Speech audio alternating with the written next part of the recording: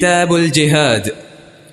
عن عبد الله بن أبي أوفى رضي الله عنه أن رسول الله صلى الله عليه وسلم في بعض أيامه التي لقي فيها العدو انتظر حتى إذا مالت الشمس قام فيهم فقال: يا أيها الناس لا تتمنوا لقاء العدو واسألوا الله العافية، فإذا لقيتموهم فاصبروا واعلموا أن الجنة تحت ظلال السيوف.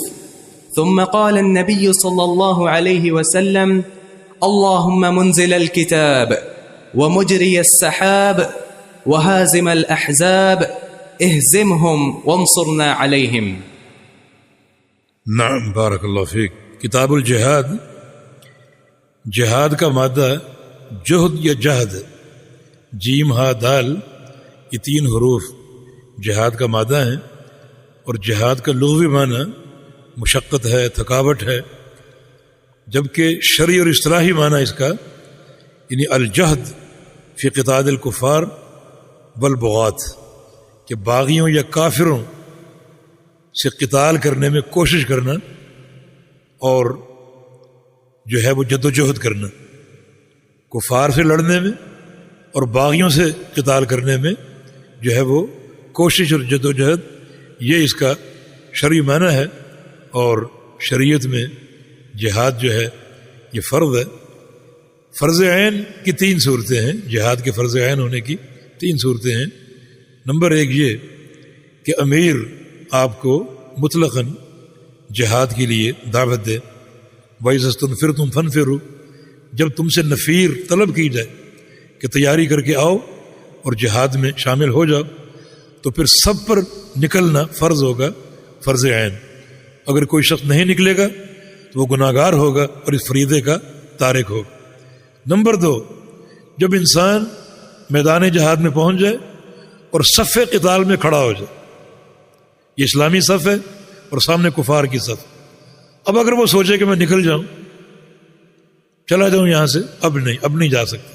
اب لڑنا فرض عین ہوگا، ورنہ وہ فرار ہوگا میدان جہاد سے، اور فرار جو ہے یہ کبیرہ گناہوں میں سے. اور نمبر تین یہ کہ دشمن آپ کے علاقے میں آ جائے اور ظلم ڈھانا شروع کر دے اموال پر، عزتوں پر، دین پر، تو اس وقت جہاد فرض عین ہے دفاع کی شکل میں. یہ دفاعی جہاد. ہم پر ہجومی اور دفاعی جہاد خلط ملط ہو جاتا ہے، اور ہم ہجومی کو دفاعی سے خلط ملط کر کے پھر ایک غلط موقف کا شکار ہو جاتے ہیں. ہجومی جہاد جو ہے وہ دشمن پر حملہ کرنے کا جہاد، اس کے لیے شرائط ہے: امیر کا ہونا، قطع ارضی کا ہونا، اس قطع ارضی پر دین کا نافذ کرنا، یعنی آپ اپنے علاقے کو پاک صاف کر دیں شرک سے، بدعت سے، خرافات سے.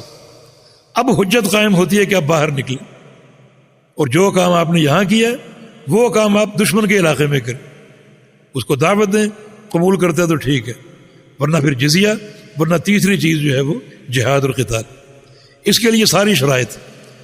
لیکن دشمن اگر آپ کے علاقے میں آ جائے، یلغار کرے، مظالم ڈھائے، تو پھر وہ جو جہاد ہجومی کی شرائط ہیں ان کی یہاں تطبیق کا کوئی معنی نہیں.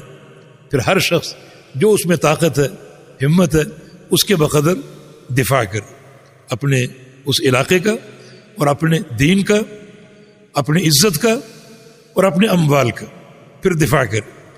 یہ تیسری شکل بھی علماء اور محدثین نے فرض عین قرار دی ہے کہ اپنی اپنی بساط کے بقدر پھر جہاد میں شامل ہونا، دشمن کو دفاع کرنے کے لیے اور اپنے علاقے کا دفاع کرنے کے لیے یہ فرض عین ہو جائے گا. چنانچہ جو پہلی حدیث امام مقدسی لائے ہیں یہ عبداللہ بن ابی اوفا کی روایت سے ہے. فرماتے ہیں کہ ان رسول اللہ صلی اللہ علیہ وسلم کان فی بعض ایامہ، کہ رسول اللہ علیہ وسلم اپنے کسی غزوے میں تھے، کسی جہاد میں تھے. یہ ایام کا جو لفظ ہے یہ جب جہاد کے تناظر میں استعمال ہوگا تو اس کا معنی دن نہیں ہوگا، بلکہ اس کا معنی کوئی جہادی مہم ہوگا. یہ ایک خاص اصطلاح ہے. جب جہاد کے ابواب میں ایام کا ذکر ہوگا تو اس سے مراد جہادی کوئی یلغار یا جہادی کوئی مشن ہے. تو پیارے پیغمبر ایک جہادی مشن میں تھے. بعض روایتوں میں اس کی جو ہے وہ تعیین ہوئی ہے. یہ غزوہ ذات العشیرہ تھا. غزوہ عشیرہ جو کہ جنگ بدر سے پہلے ہوا تھا. نبی علیہ السلام جنگ بدر سے قبل 3 غزوے اختیار کیے تھے. 3 مہمیں آپ نے اختیار کی تھیں. ان میں قتال نہیں ہوا تھا. یعنی آپ کو اطلاع ملی تھی کہ فلاں مقام سے قافلہ مشرکین کا گزر رہے تجارت کا سامان لے کر. تو آپ صلی اللہ علیہ وسلم 5 صحابہ کو لے کر نکلے تاکہ وہ تجارتی سامان ہم لوٹیں, ہمارا بیت المال مضبوط ہو. جبکہ جہاد اب فرض ہو چکا تو ہم جہاد کی تیاری کریں. لیکن ان تینوں مہمات میں دشمن نکل گیا, مد بھیڑ نہ ہو سکی اور یہ موقع نہ آ سکا. اور جو پہلا قتال باقاعدہ ہوا وہ جنگ بدر ہی میں ہوا. تو بدر سے قبل ذات العشیرہ جو ہے وہ ایک معرکہ, اس کے لیے آپ تشریف لے گئے اپنے کچھ ساتھیوں کے ساتھ. التی فیہا لقی العدو, جس میں دشمن سے مد بھیڑ ہونی تھی لیکن نہیں ہو سکی. تو انتظر, آپ نے انتظار کیا. حتی اذا مالت الشمس, حتیٰ کہ جب سورج زائل ہوا, ڈھلا مغرب کی طرف جو زوال کا وقت ہوتا ہے. تو قام فیہم, نبی علیہ السلام کھڑے ہوئے صحابہ کے بیچ میں. یہ سورج کے زائل ہونے پر کھڑا ہونا یہ نبی علیہ السلام کا ایک حسن اختیار تھا. آپ 2 اوقات کو لڑائی کے لیے ترجیح دیتے تھے. ایک صبح کا وقت جو ٹھنڈا وقت ہوتا ہے, ہوائیں چل رہی ہوتی ہیں, اس وقت یہ مشقت لڑنے کی زیادہ گراں نہیں گزرتی. لیکن جوں جوں سورج بلند ہوتا ہے اور دوپہر کی گرمی ایک شدت اختیار کرتی ہے تو پھر نبی علیہ السلام اس وقت کو ترجیح دیتے آرام کے لیے تاکہ زیادہ تھکاوٹ نہ ہو. ہاں جب سورج ڈھل جاتا تو پھر وہ ہواؤں کا وقت شروع ہوتا اور ایک ٹھنڈا موسم دوبارہ شروع ہوتا. تو پھر نبی علیہ السلام اس وقت کو بھی جہاد کے لیے پسند فرماتے. جب سورج ڈھلا تو آپ کھڑے ہوئے اور فرمایا کہ یا ایھا الناس, اے لوگو, لا تتمنوا لقاء العدو, دشمن سے مد بھیڑ کی تمنا مت کرو. دشمن سے مد بھیڑ کی تمنا مت کرو کہ کاش کل دشمن سے کوئی جنگ ہو جائے, کاش ہفتے بعد کوئی جنگ ہو جائے. یہ تمنا نہ کرو. خواہش ہو دل میں, تمنا اور چیز ہے, خواہش اور چیز. کیونکہ تمنا کا معنی یہ ہے کہ تم اپنے آپ کو اس قابل سمجھتے ہو کہ دشمن پر تم غالب آ جاؤ گے, دشمن کو تم گاجر مولی کی طرح کاٹ کے رکھ دو. اس تمنا میں ایک عجب اور غرور کا پہلو, کبر کا پہلو. تمنا مت کرو, خواہش دل میں ہونی چاہیے. نبی علیہ السلام کی حدیث ہے, من مات ولم یغزو ولم یحدث به نفسه فقد مات على شعبۃ من النفاق, کہ جو شخص مر جائے اس حال میں کہ اس نے غزوہ نہ کیا ہو یا غزوے کی خواہش نہ کی ہو, اپنے دل میں خواہش نہ رکھی ہو کہ جب بھی کوئی موقع ملے گا میں ضرور جہاد کروں گا. یہ 2 چیزیں اگر نہ ہوں تو اس شخص کی موت جو ہے وہ نفاق کی موت. تو یہاں تمنا سے روکا ہے. یہ تمنا کا معنی یہ ہے آپ چاہتے ہیں کہ دشمن سے مدبھیڑ ہو, آج ہو, کل ہو, ابھی ہو, ہفتے بعد ہو. اس میں ایک عجب کا پہلو, تم نہیں جانتے کہ جنگ کا نتیجہ کیا نکلے گا. ہو سکتا ہے تم غالب آ جاؤ, ہو سکتا ہے وہ غالب آ جائے. ابو سفیان نے کہا تھا نا والحرب سجال, کہ ہماری مسلمانوں کے ساتھ جنگ جو ہے وہ ایک ڈول کی مانند ہے, کنویں کا ڈول, کبھی کسی کے ہاتھ میں اور کبھی کسی کے ہاتھ میں, کبھی ہم فاتح اور کبھی وہ فاتح. بدر میں وہ فاتح ہوئے اور احد میں ہم نے ان کو نقصان پہنچایا. تو ممکن ہے کہ تمہیں نقصان ہو, ممکن ہے کہ تم مغلوب ہو جاؤ. تو یہ جو تمنا ہے, اس تمنا میں یعنی یہ چیز شامل ہے, پوشیدہ ہے کہ تم گویا کامیاب ہی رہو گے. اس میں ایک عجب اور غرور کا پہلو ہے. تبھی نبی علیہ السلام نے اس سے روکا. فرمایا کہ فاسألوا اللہ العافیہ, اور اللہ سے عافیت کا سوال کرو. عافیت کا معنی سلامتی, مکروہات سے سلامتی, سختیوں سے سلامتی, کہ اللہ تعالی ہمیں سلامتی عطا فرمائے. اور اگر یہ موقع آ جائے کبھی جہاد کا تو اللہ اس موقع پر ہمیں سلامتی عطا فرمائے. جب جہاد کا موقع بن جائے پھر داخل ہونا ضروری, داخل ہونا ضروری ہے. پھر سلامتی ہی سلامتی. زندہ بچ گئے تو بھی سلامتی, جیسا کہ آگے آ رہا ہے. اور اگر شہید ہو گئے تو ایسی سلامتی ہے کہ ایک جست میں انسان جنت میں داخل ہو سکتا ہے. اور فرمایا کہ فَإِذَا لَقِيتُمُوهُمْ فَاصْبِرُوا، دشمن سے جب مد بھیڑ ہو جائے پھر صبر کرنا، پھر ثابت قدمی دکھانی، پھر پشت دکھانا یا میدان چھوڑ کر بھاگنا یہ کبیرہ گناہ ہوگا۔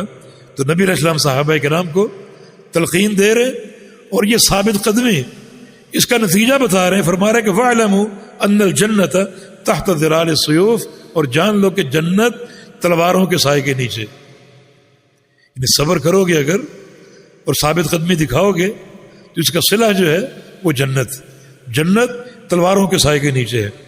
پھر نبی علیہ السلام نے ایک دعا فرمائی، اللہم منزل الکتاب، اے اللہ کتاب اتارنے والے، یعنی قرآن و حدیث اتارنے والے، تو مجری السحاب اور بادلوں کو چلانے والے، وہ حازم الاحزاب اور لشکروں کو شکست دینے والے، اہزمہم ان کو شکست دے دے، وانصرنا علیہم اور ہمیں ان پر غالب فرما دے۔ یہ بڑی ایک معنی خیز دعا ہے، اس میں کچھ جملے آپ نے استعمال فرمائے، اللہم منزل الکتاب، اے اللہ کتاب اتارنے والے، قرآن و حدیث اتارنے والے، جو ایک نعمت عظیمہ ہے، نعمت عظمہ کہ تو نے ہمیں یہ خالص دین عطا فرمایا، روشن شریعت عطا فرمائی تاکہ اس پر ہم چلیں، اس پر ہم عمل کریں۔ لہذا جہادی مہم کوئی بھی ہو وہ بھی آپ کی رائے پر موقوف نہیں ہے بلکہ کتاب و سنت کی تعلیمات کے مطابق ہوگی، اس سے آپ کا انحراف کرنا ناجائز ہوگا۔ اب یہ نہ سمجھے کہ میں جہاد میں شامل ہوں تو قوم پر احسان کر رہا ہوں لہذا جو چاہوں کروں، نہیں، اس میں بھی شریعت نے آپ کے منہ میں لگام ڈالی۔ تو منزل الکتاب شریعت کو نازل کرنے والے، اس میں اشارہ اس طرف ہے کہ آپ کا جہادی عمل اول سے آخر تک بالکل شریعت کے تقاضوں کے مطابق ہوں اور اللہ اور اس کے رسول کی تعلیمات کے مطابق ہوں، جیسا کہ آگے کچھ حدیثیں آ رہی ہیں جن میں ان تعلیمات کی ایک جھلک آپ کو نظر آئے گی۔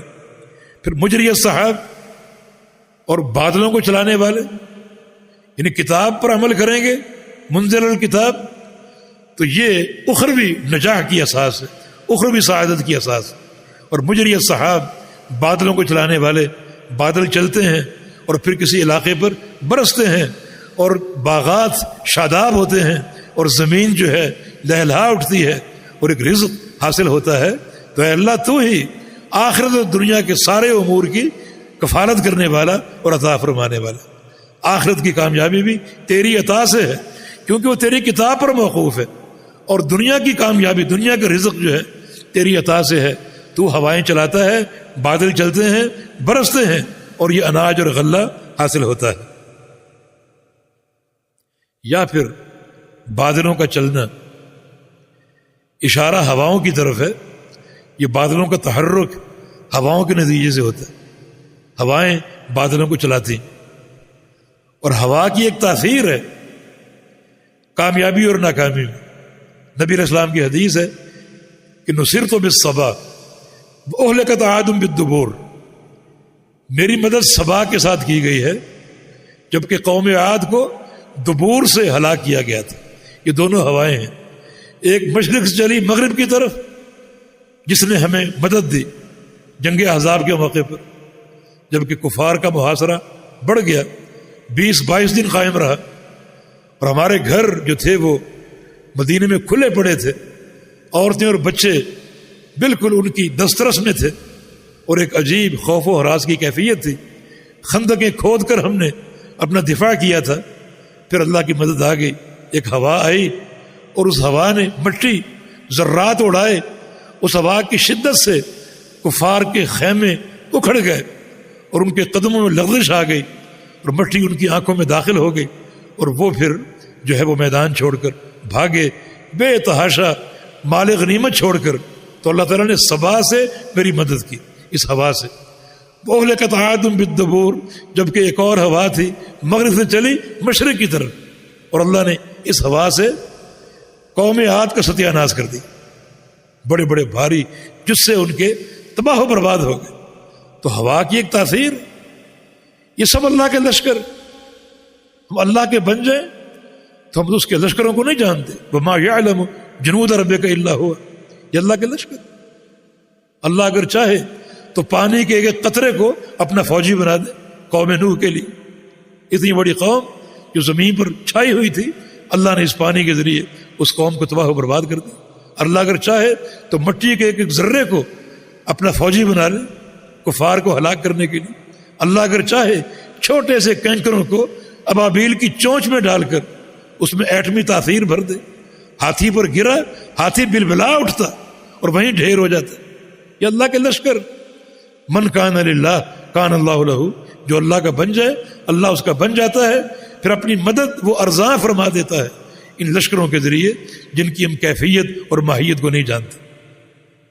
وہادم الاحزاب، اور اے اللہ لشکروں کو شکست دینے والا، ہمیں آج بھی مدد فرما اور آج بھی ان کفار کو شکست دے دے۔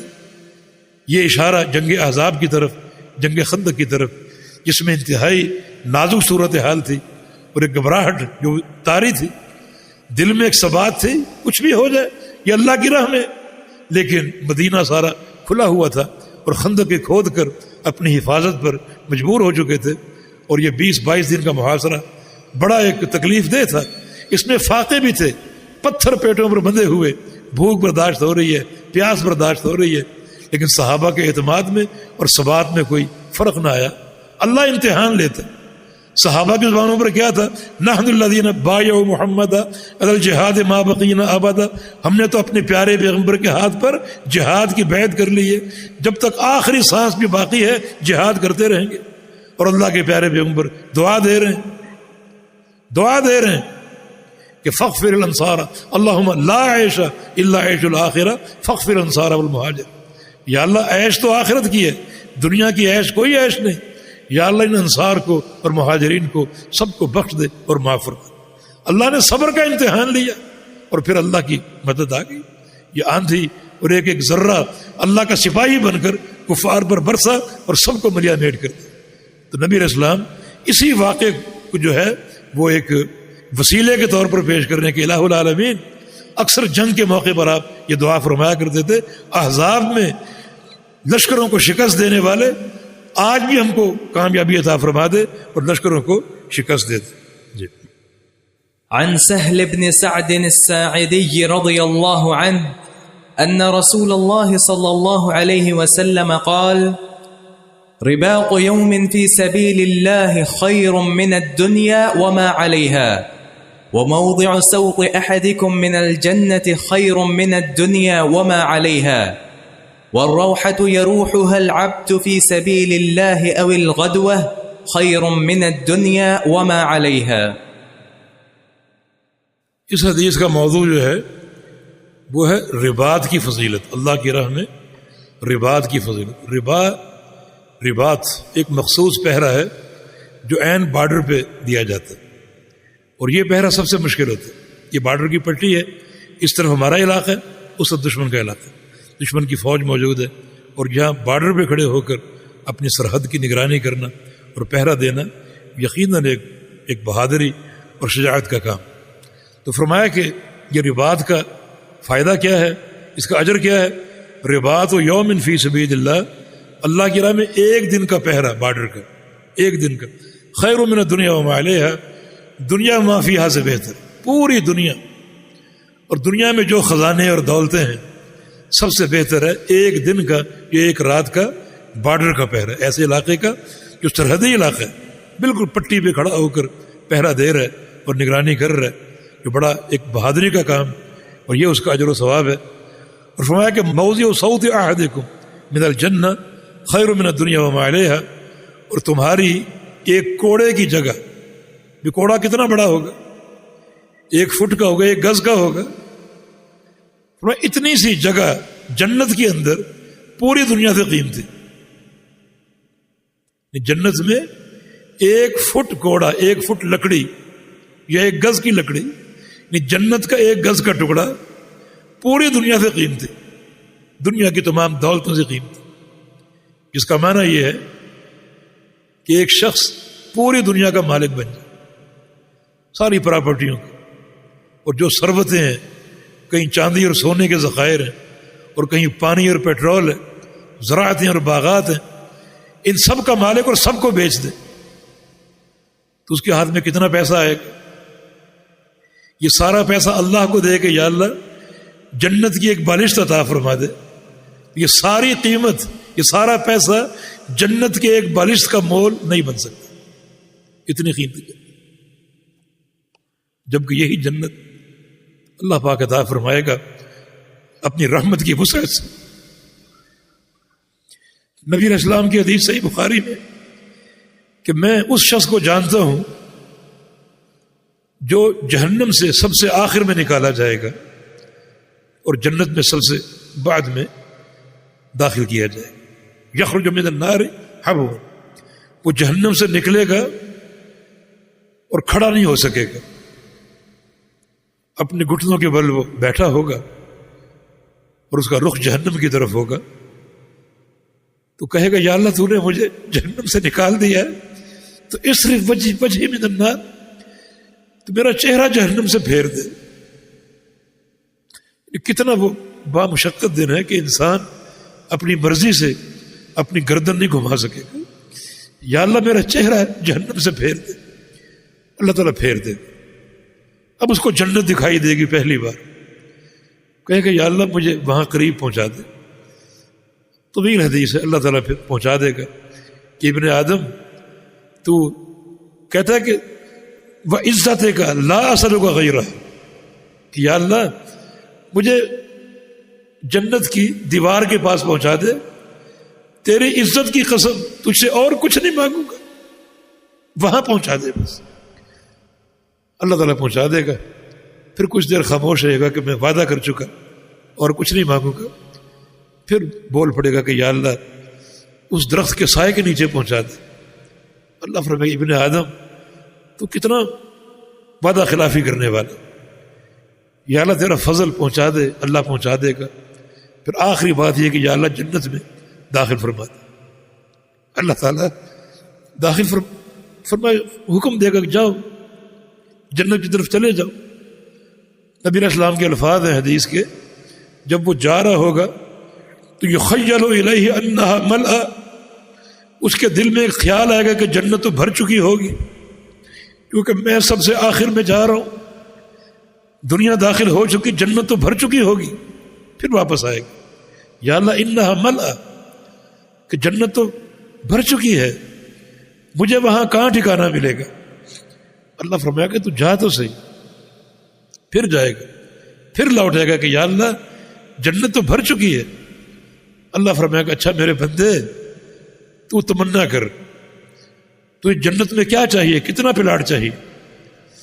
کہے گا کہ یا اللہ میری تمنا تو بڑی محدود ہوگی، تو رب العالمین اپنے فضل سے عطا فرما دے۔ اللہ فرمایا کہ جتنی یہ زمین تھی اتنی دے دوں؟ یا اللہ تستہزئ بی وانت رب العالمین، رب العالمین ہے تو، اور مجھ سے اس ناچیز سے تو مذاق کر رہا ہے۔ اللہ فرمائے گا جتنی زمین تھی اتنی اور 10 گنا اور تجھے جنت عطا فرما دیتا۔ یہ اس کی رحمت ہے۔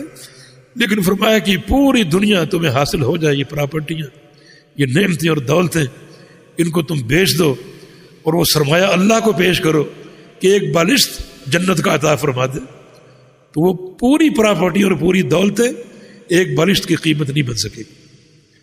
تو اس کے فضل کا اور اس کی رحمت کا ہمیشہ سوال کرنا چاہیے، اور یہ پابندی اختیار کر لیں کہ اس کی اطاعت گزار بندے جو ہیں وہ بن کر یہ زندگی گزاریں۔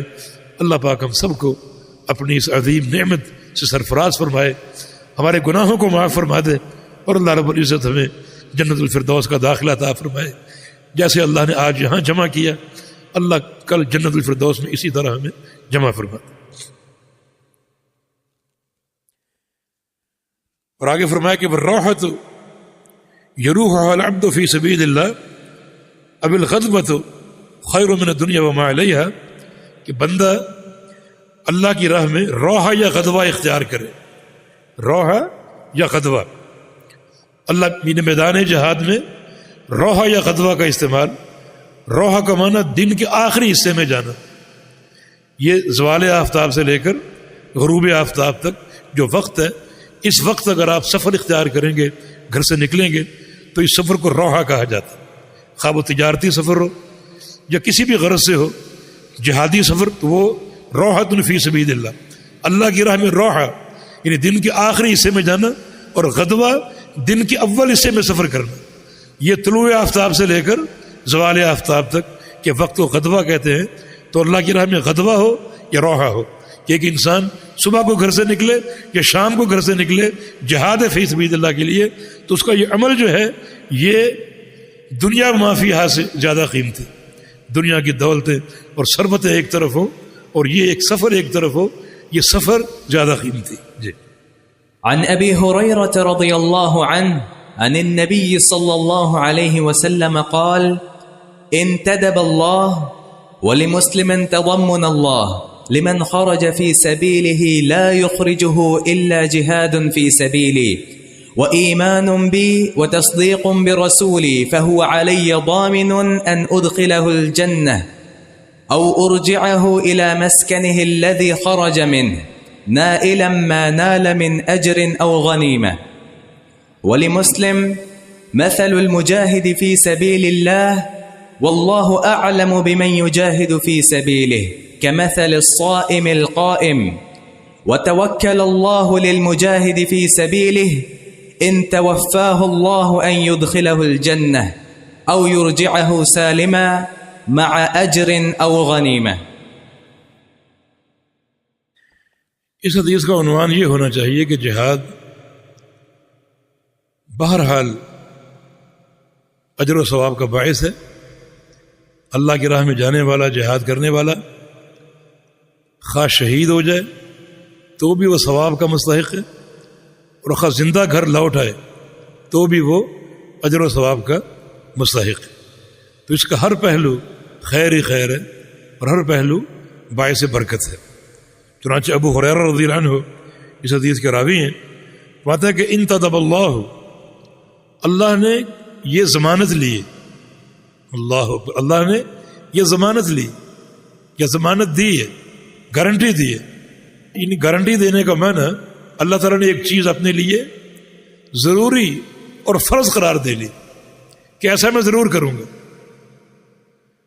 کوئی طاقت اسے مجبور کر سکتی نہیں، کر سکتی، لیکن یہ عمل اتنا محبوب ہے یا بعض اعمال ایسے محبوب ہیں کہ اللہ تعالیٰ ان اعمال کی بنا پر ایک چیز اپنی مرضی، اپنی خوشی سے اپنے اوپر فرض کر لیتا ہے کہ میں اس کے نتیجے میں یہ کام ضرور کروں.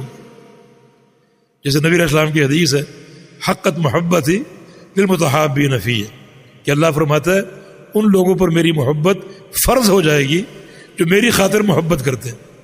حقت محبت ہی للمتظاہرین فی، ان لوگوں کے لیے میری محبت فرض ہو جائے گی جو میری خاطر زیارتیں کرتے ہیں، ملتے جلتے ہیں. وہ اللہ کی محبت کسی بندے کے لیے فرض ہو، کوئی بندہ اس کی طاقت رکھتا ہے نہیں، لیکن اللہ تعالیٰ کچھ بندوں کے لیے اپنی خوشی، اپنی مرضی، اپنی رضا سے اپنے اوپر فرض قرار دیتا ہے کہ ان کو میں نے ضرور کامیاب کرنا، ان سے میں نے ضرور محبت کرنی. تو یہاں بھی اسی ایک گارنٹی کا اور ایک ضمانت کا ذکر ہے. انتدب اللہ، اللہ نے ضمانت دی. بھلے مسلم، اور صحیح مسلم یہ الفاظ ہے تضمن اللہ، اللہ نے ضمانت دے دی لمن خرج فی سبیلہ، اس شخص کو جو اس کی راہ میں نکلا جہاد کے لیے.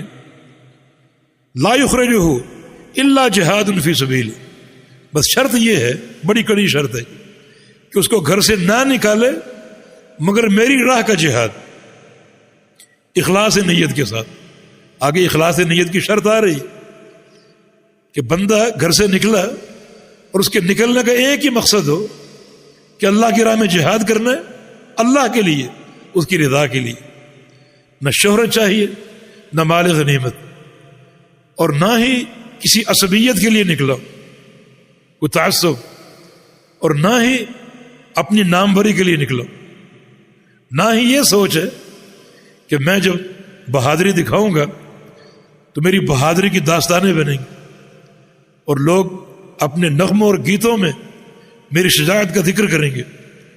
ایسی کوئی سوچ نہ ہو.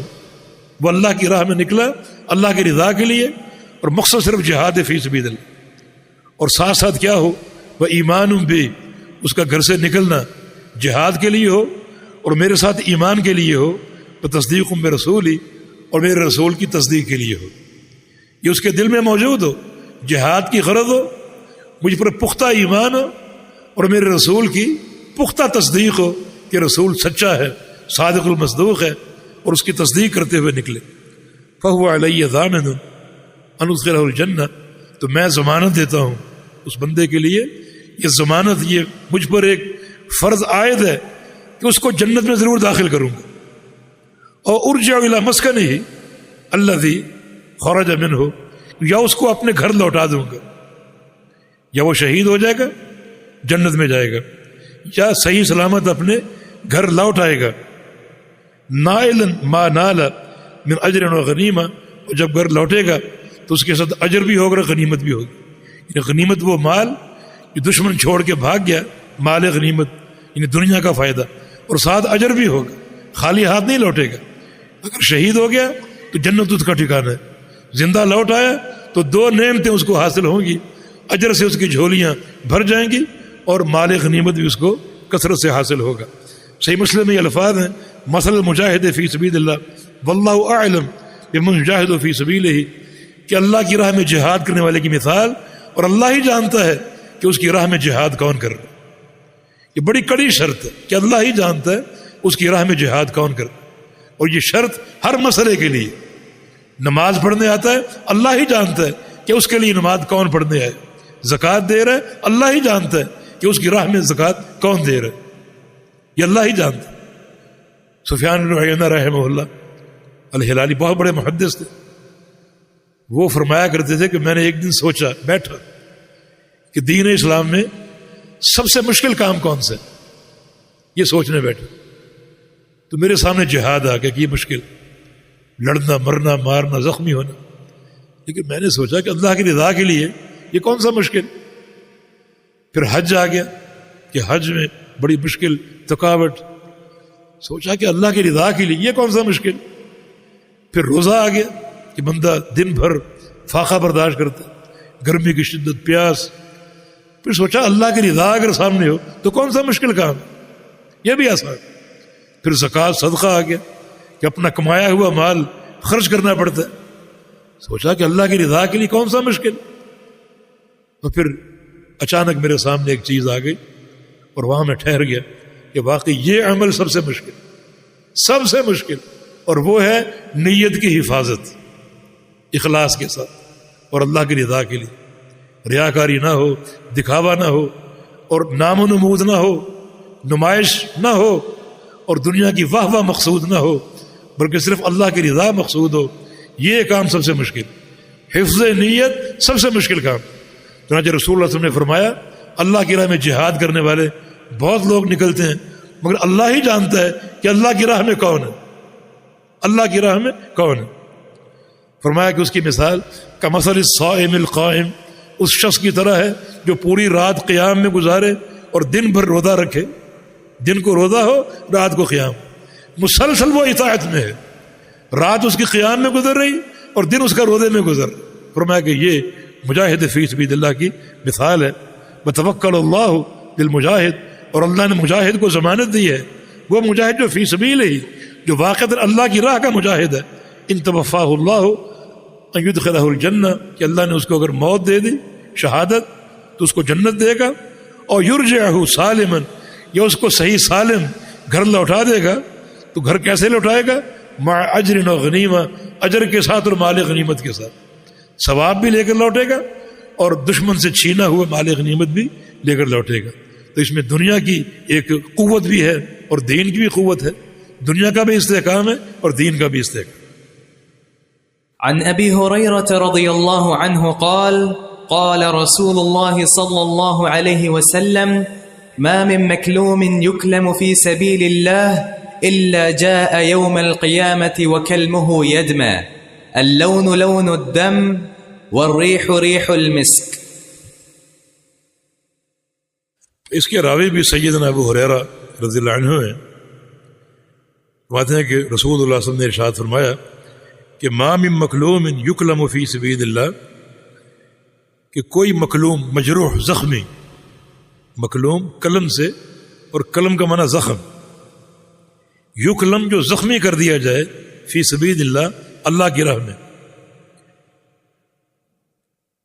یعنی زخم اس کا اللہ کی راہ میں ہو، اللہ کی رضا کے لیے ہو، دنیا کی خاطر نہ ہو، اور دنیا کی واہ واہ مقصود نہ ہو، دنیا کی تعریف مقصود نہ ہو، بلکہ اللہ کی رضا مقصود ہو.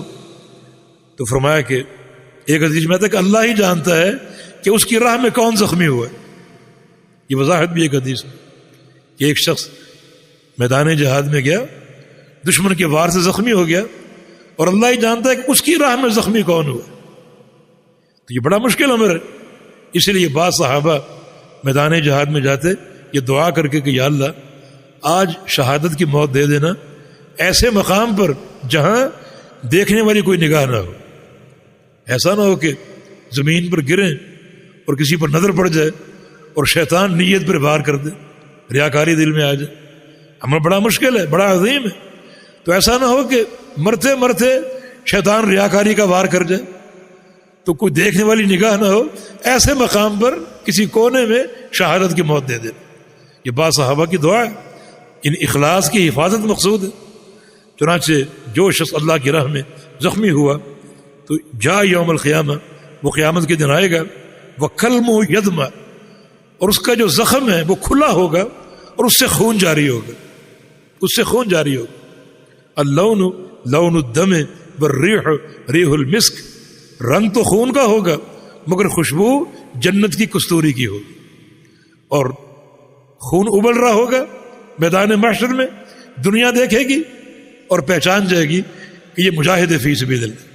یہ کچھ لوگ ایسے ہیں جن کا عمل جو ہے میدان محشر ہی میں نمایاں ہو جائے گا اور لوگ پہچان لیں گے یہ شخص فلاں عمل کرتا تھا. جیسے روزے دار کی منہ کی جو بو ہے وہ قیامت کے دن جنت کی کستوری کی طرف مہکے گی اور دور دور تک پھیل رہی ہوگی اور لوگ پہچانیں گے کہ یہ روزے دار شخص ہے. یعنی یہ عمل وہیں لوگوں کے سامنے آ جائے گا. تو یہ اللہ تعالیٰ کا ایک کرم اور شریعت کی سماحت ہے کہ اس نے ایسے ایسے ہمیں انعامات دیے کہ جن پر عمل پیرا ہونے سے بڑی برکتیں، اجر و ثواب اور اللہ کی رضا اور محبت جو ہے وہ حاصل ہوتی ہے. جی. عن أبي أيوب الأنصاري رضي الله عنه قال قال رسول الله صلى الله عليه وسلم غدوة في سبيل الله أو روحة خير مما طلعت عليه الشمس وغربت. أخرجه مسلم. جناب ابو ایوب انصاری رضی اللہ عنہ اس حدیث کے راوی ہیں اور اس کا مضمون پہلے گزر چکا ہے. یعنی غدوہ یا روحہ، غدوہ کا معنی دن کے اول حصے میں نکلنا جہاد کے لیے، اور روحہ کا معنی دن کے آخری حصے میں نکلنا.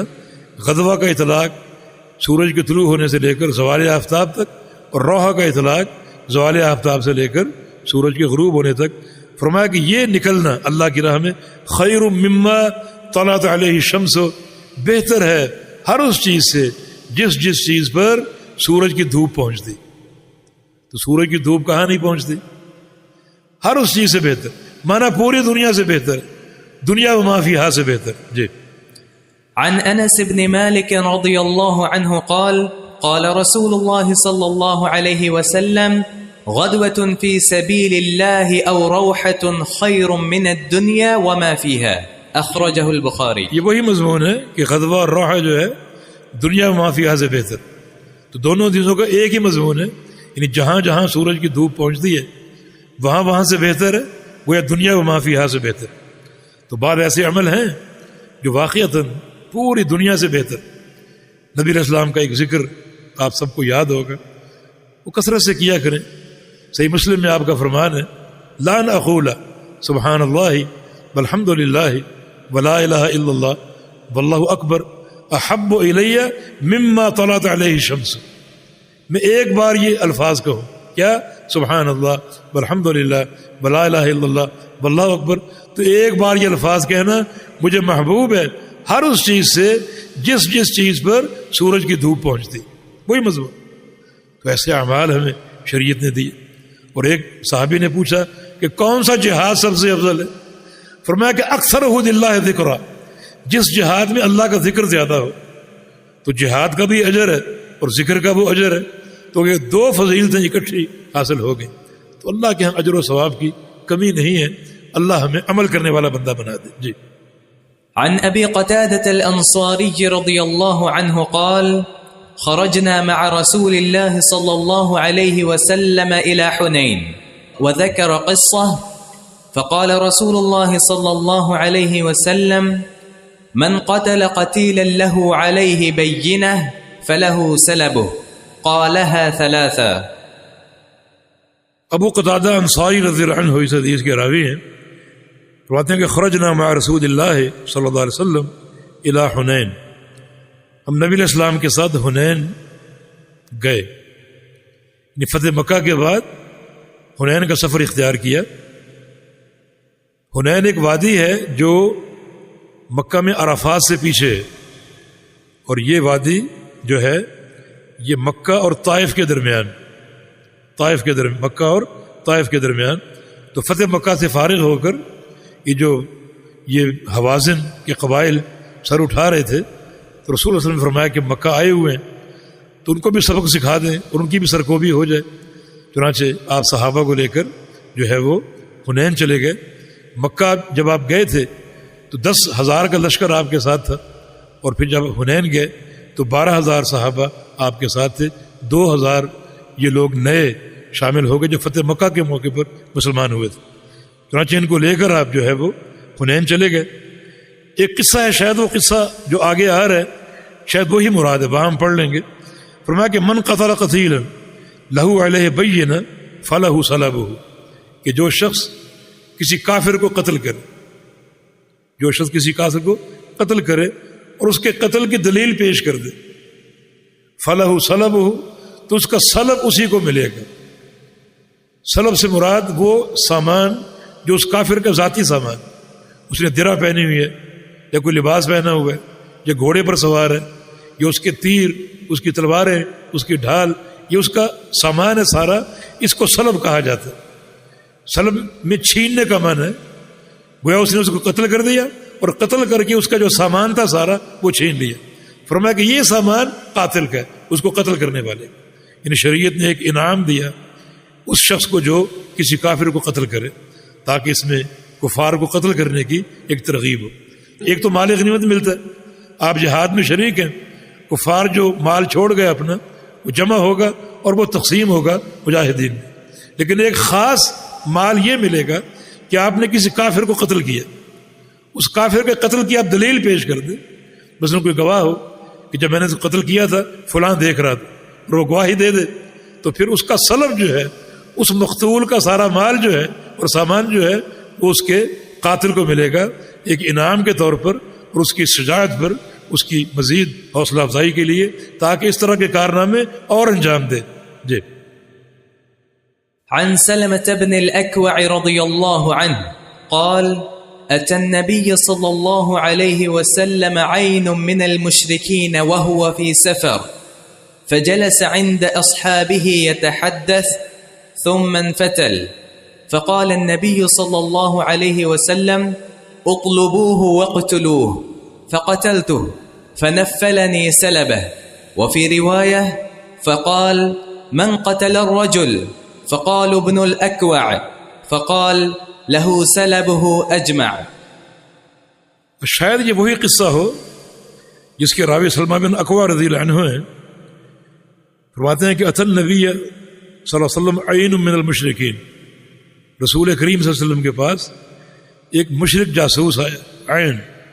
عین کا معنی جاسوس، عین کا معنی آنکھ ہوتا ہے، کیونکہ جاسوس کا جو کام ہے اصل وہ آنکھ سے پورا ہوتا ہے، اپنی آنکھ سے وہ دیکھتا ہے، جاسوسی کرتا ہے، ترصد کرتا ہے، نگرانی کرتا ہے، کیونکہ اس کا سارا عمل آنکھ سے ادا ہوتا ہے، اس لیے جاسوس کو یہ عین کا لفظ دے دیا گیا، یعنی آنکھ کا لفظ اس کو دے دیا گیا، اصل معنی اس کا جاسوس ہے۔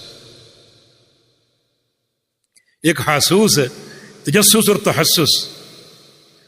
تجسس کا معنی وہ جاسوسی جو جاسوس کو بھیج کر کی جائے، اور تحسس حاسہ سے وہ جاسوسی جو انسان خود کرے اپنے حواس سے، اپنی آنکھوں سے دیکھے، اپنے کان کھول کے سنے یا سونگے کہ کیا پک رہا ہے، کیا ہو رہا ہے، یہ تحسس ہے۔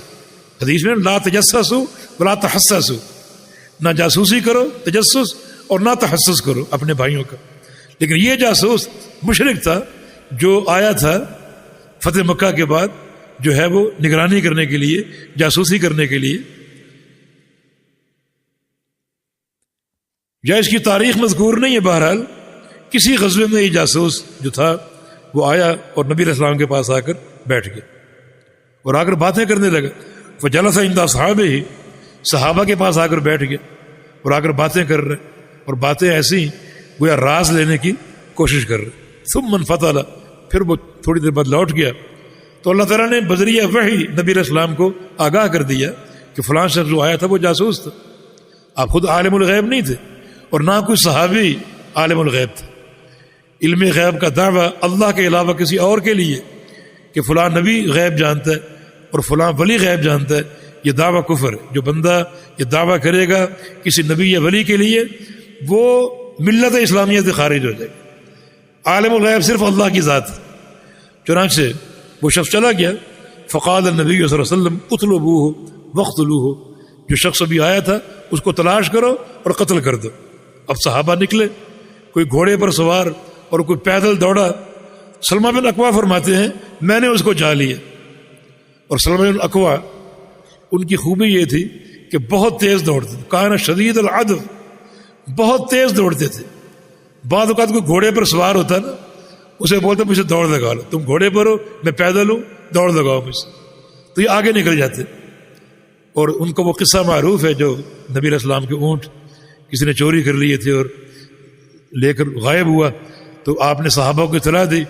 سب صحابہ نکلے اور یہ بھی نکلے اور یہ پہلے پہنچ گئے. حالانکہ گھڑ سوار بھی تھے، وہ نہیں پہنچ پائے، لیکن یہ پیدل دوڑ رہے تھے اور سب سے پہلے پہنچ گئے. چنانچہ آج بھی جب نبی علیہ السلام نے فرمایا کہ تم اس کو تلاش کرو اور اس کو قتل کر دو، سلمہ بن اکوع فرماتے ہیں کہ میں اس تک پہنچ گیا اور میں نے اس کو قتل کر دی. فنفذ عنی صلبہ، تو نبی علیہ السلام نے جو اس کا سامان تھا سارا، اس کی درع، اس کی ڈھال، اس کی تلوار، اس کی تیر کمان وغیرہ نیزے جو اس کے پاس موجود تھے وہ آپ نے مجھے عطا فرمائے. نفذ عنی کا معنی اضافی دینا. اضافی کا معنی یہ کہ مجھے غنیمت کا مال تو ملا لیکن ساتھ ساتھ یہ زائد بھی ملا کہ اس کا جو سلب تھا، اس کا جو سامان تھا، کیونکہ وہ میرا مقتول تھا اور میں اس کا قاتل تھا، تو اللہ کے پیغمبر نے مجھے وہ عطا فرمایا. اور ایک روایت میں الفاظ ہیں، آپ فرمایا کہ من قتل الرجل، آپ کو اطلاع مل گئی کہ اس جاسوس کو قتل کر دیا گیا. فرمایا اس کو کس نے قتل کیا ہے؟ فقاد لوگوں نے ابن الاکوع، کہ ابن الاکوع نے قتل کیا.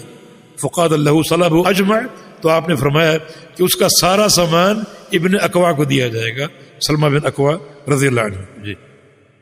عن عبد الله بن عمر رضي الله عنهما قال بعث رسول الله صلى الله عليه وسلم سرية إلى نجد فخرجت فيها فأصبنا إبلا وغنما فبلغت سهماننا 12 بعيرا ونفلنا رسول الله صلى الله عليه وسلم بعيرا بعيرا. یہ جہاد کی برکات ہیں. جناب عبداللہ بن عمر فرماتے ہیں کہ بعث رسول اللہ صلی اللہ علیہ وسلم سریۃ الی نجد، رسول کریم صلی اللہ علیہ وسلم نے ایک لشکر بھیجا، سریہ. یہ وہ لشکر جو اللہ کے نبی بھیجیں کسی کی امارت میں اور خود ساتھ نہ جائے، یہ سریہ کہلاتا ہے. اس کی جمع سرایا. اور ایک غزوہ جس کی جمع غزوات یا مغازی، یہ وہ لشکر جس میں اللہ کے پیارے پیغمبر خود تشریف لے جائیں. تو مغازی اور سریہ یہ دونوں لشکر ہیں جس میں آپ بنفس نفیس موجود ہوں اور تشریف لے جائیں، وہ غزوہ کہلاتا ہے. جس میں آپ تشریف نہ لے جائیں بلکہ صحابہ کو بھیج دیں کسی کی عمارت میں، وہ سریہ کہلاتا ہے. تو نبی علیہ السلام نے ایک لشکر بھیج دی. اس میں حکمت ہو سکتی، یعنی ہر مہم میں جانا، شریک ہونا کوئی فرض عین نہیں ہے. آپ کبھی جاتے اور کبھی نہ جاتے. ایک طرح کا درس آپ نے صحابہ کو دیا. فرض عین کب ہوتا ہے؟ جب امیر نفیر عام کر دے، اعلان کر دے کہ سب نے نکل دے، کوئی پیچھے نہ رہے، تو پھر سب پر یہ فرض عین ہو جائے گا. تو یہ لشکر نجد کی طرف تھا جہاں یہ جھوٹا مدعی نبوت تھا، جس نے نبوت کا دعویٰ کیا تھا. اس علاقے کے لوگوں نے، یہاں پہلے کفر تھا، اس علاقے کے لوگوں نے جو ہے وہ اسلام سے عداوت کا اظہار کیا. تو رسول اللہ صلی اللہ علیہ وسلم نے ان کی سرکوبی کے لیے لشکر بھیجا. فخرجت فیہا، عبداللہ فرماتے ہیں کہ میں بھی اس لشکر میں موجود تھا. فصبنا ابلا وغنما، اور جہادی نتیجے میں ہمیں بڑا مال غنیمت ملا، یعنی اونٹ بھی اور بکریاں بھی ہمیں ملی، بکریاں بھی اور اونٹ بھی. اب 400 تعداد ہے ان کی. فبلغ سہماننا 12 بعیرا، ہمارا حصہ ہر ایک کا 12 اونٹ بنے، یعنی 400 تعداد تھی اور ایک صحابی کو 12 اونٹ ملے. یعنی کتنے اونٹ اللہ نے عطا فرمائے، اور بکریاں اس کے علاوہ بکریاں بھی ملی. ان کی تعداد مذکور نہیں ہے کہ وہ کتنے ملی، لیکن 12 اونٹ ہر مجاہد کو ملے، اور تعداد ان کی 1200 تھی. آپ حساب کر لیجئے. اور نفل لنا رسول اللہ علیہ وسلم بعیرن، اور بعد میں رسول اللہ علیہ وسلم نے ایک اونٹ اور بھی عطا فرمایا، یعنی 13 ہو گئے، اور باقی بیت المال میں جمع فرما لیے. تو ایک ہی جہادی مہم میں یعنی کتنا سرمایہ حاصل ہوا اور کتنے جو ہے وہ اونٹ حاصل ہوئے. اسی لیے پیغمبر علیہ السلام کا فرمان ہے وجعل رزقی تحت ظل رمحی، میری امت کا پاکیدہ رزق میری تلوار کے سائے کے نیچے، یہ سب سے پاکیدہ رزق. اس لیے ہمارا کام کیا ہونا چاہیے؟ کفار کو ترقی کرنے دو اور خود تم جہاد کی تیاری کرو، بلڈنگیں بنائیں، ترقی کریں، اور آپ جہادی الغار کے ذریعے اس سب پہ قبضہ کرو. وہ سب آپ کا، وہ بنا رہے ہیں اپنے لیے نہیں، آپ کے لیے، بشرطے کہ ہم میں جہاد کی تڑپ ہو، ہمارا مشن دین ہو، اسلام ہو، جہاد کی تیاری ہو، تاکہ ہم ان تمام املاک کو اپنے قبضے میں لائیں. اللہ تعالیٰ توفیق دے. جی.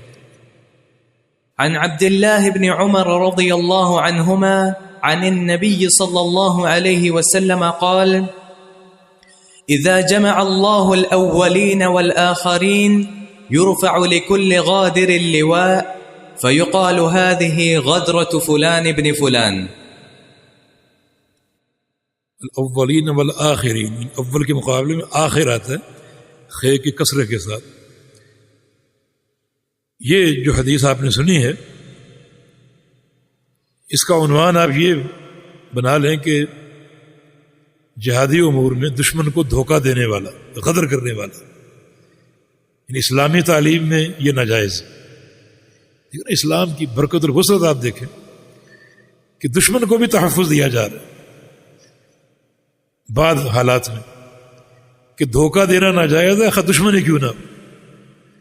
ایک ہے حربی جو ہے وہ اسلوب میں دھوکہ دینا، وہ الگ چیز ہے. یہاں دھوکے سے مراد یہ ہے کہ دشمن سے آپ کا معاہدہ ہے کہ ہم آپ پر حملہ نہیں کریں گے، آپ ہم پر حملہ نہیں کریں گے، اور کسی دن آپ موقع پا کر ان کی غفلت دیکھتے ہوئے ان پر حملہ کر دیں.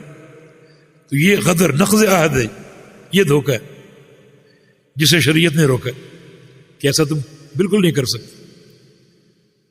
اچھا، اگر یہ امید ہو کہ دشمن ہم پر حملہ نہ کر دے، پہل نہ کر دے، اس کے عہد کا کوئی یقین نہیں ہے، تو کیوں نہ پہلے ہم ہی کر دیں؟ نہیں، پھر بھی نہیں کریں، بلکہ وہ فَمْبِزْ إِلَيْهِمْ عَلَى سَوَاءٍ، اس میں حکم یہ ہے کہ پھر تم ان کا عہد لوٹا دو کہ بھائی ہمارا آپ سے عہد تھا، ایک میثاق تھا، ایک وعدہ تھا، اور ہمیں جو ہے وہ کوئی خیر کی توقع نہیں. اب ہم وہ عہد آپ کو لوٹا رہے ہیں، آپ بھی آزاد اور ہم بھی آزاد. اب یہ دونوں فریق برابری پر آ گئے، اب آپ جو چاہے کریں، لیکن وہ عہد آپ پہلے ختم کریں. اور تیسری شکل یہ ہے کہ دشمن اگر جو ہے وہ نقض عہد کر دے، آپ نے نہیں کیا، دشمن نے کیا، کوئی ایسا کام کیا جس سے وہ عہد ٹوٹ رہا ہے، اس کی کوئی شق ٹوٹ رہی ہے، تو اب آپ بغیر بتائے، بغیر اطلاع دیے ان پر حملہ کر سکتے، کیونکہ غدر دشمن نے کیا، آپ نے نہیں کیا. پہل اس نے کی. فتح مکہ جو ہوا اسی غدر کے نتیجے میں ہوا. مشرکین مکہ سے 10 سال کا معاہدہ تھا جنگ نہ کرنے کا، لیکن وہ بہت کم عرصہ اس پر قائم رہ سکے، اور بالآخر انہوں نے ایک ایسی شق اختیار کی کہ معاہدہ توڑ دیا. اللہ کے پیارے پیغمبر کو جب اس نقض عہد کی اطلاع ملی تو آپ صلی اللہ علیہ وسلم نے فوراً تیاری شروع کر دی. بتایا نہیں ہم کیا کرنے والے اور کیا مہم ہے، اور تیاری کر کے آپ اپنے صحابہ کو 10,000 کے لشکر کو مکہ مکرمہ لے گئے فتح مکہ کے لیے. تو غدر ان کی طرف سے تھا، تو غدر اگر ان کی طرف سے ہو جائے تو پھر آپ نے ان کو ڈھیل نہیں دینی بلکہ ان کو نقض عہد کی سزا دینی، کیونکہ دشمن ہم سے عہد کر کے عہد کو توڑ دے تو یہ ہماری توہین ہے، اس توہین کی سزا اس کو ضرور ملنی چاہیے۔ الا تقاتلون قوما نکثوا ایمانہم، اس قوم سے کیوں نہیں لڑتے، کیوں نہیں جہاد کرتے جو قوم تم سے عہد کر کے توڑ دے؟ پھر وہ جہاد ضروری ہو جاتا ہے۔ تو یہاں اسی غدرہ کا ذکر ہے۔ رسول اللہ صلی اللہ علیہ وسلم نے فرمایا اذا جمع اللہ الاولین والآخرین، جب اللہ اولین و آخرین کو جمع کرے گا، تمام اگلے پچھلے لوگوں کو، تمام امتوں کو قیامت کے دن جمع فرمائے گا، تو یرفع لکل غادر لواء، تو ہر اس شخص کے لیے ایک جھنڈا بلند کیا جائے گا جو غادر تھا، دھوکہ دینے والا، عہد کو توڑنے والا، جھنڈا لہرایا جائے گا۔ فیقال هذه غدرۃ فلاں، اور ساتھ یہ کہا جائے گا، اعلان کیا جائے گا یہ فلاں انسان کا دھوکہ ہے، فلاں انسان کا نقض عہد ہے، کہ اس شخص نے عہد کیا تھا، اس عہد کو توڑ دیا اس نے دھوکہ دے کر۔ تو جھنڈا اونچا ہوگا، تمام معاشرے کے لوگ دیکھیں گے کہ یہ کوئی دھوکہ باز شخص ہے، اور ساتھ یہ آواز سنیں گے کہ هذه غدرۃ فلان، یہ فلاں انسان کا دھوکہ ہے اور نقض عہد ہے۔ اور ایک حدیث میں الفاظ ہے کہ جھنڈا اس کی پشت پر گاڑا جائے، اس کی پشت پر، اور یہ بڑی خست اور ذلت اور ندامت اور حسرت کا باعث ہے۔ جی عن عبد الله بن عمر رضي الله عنهما أن امرأة وجدت في بعض مغازي النبي صلى الله عليه وسلم مقتولة، فأنكر رسول الله صلى الله عليه وسلم قتل النساء والصبيان۔ یہ اسلام کا عین عدل ہے۔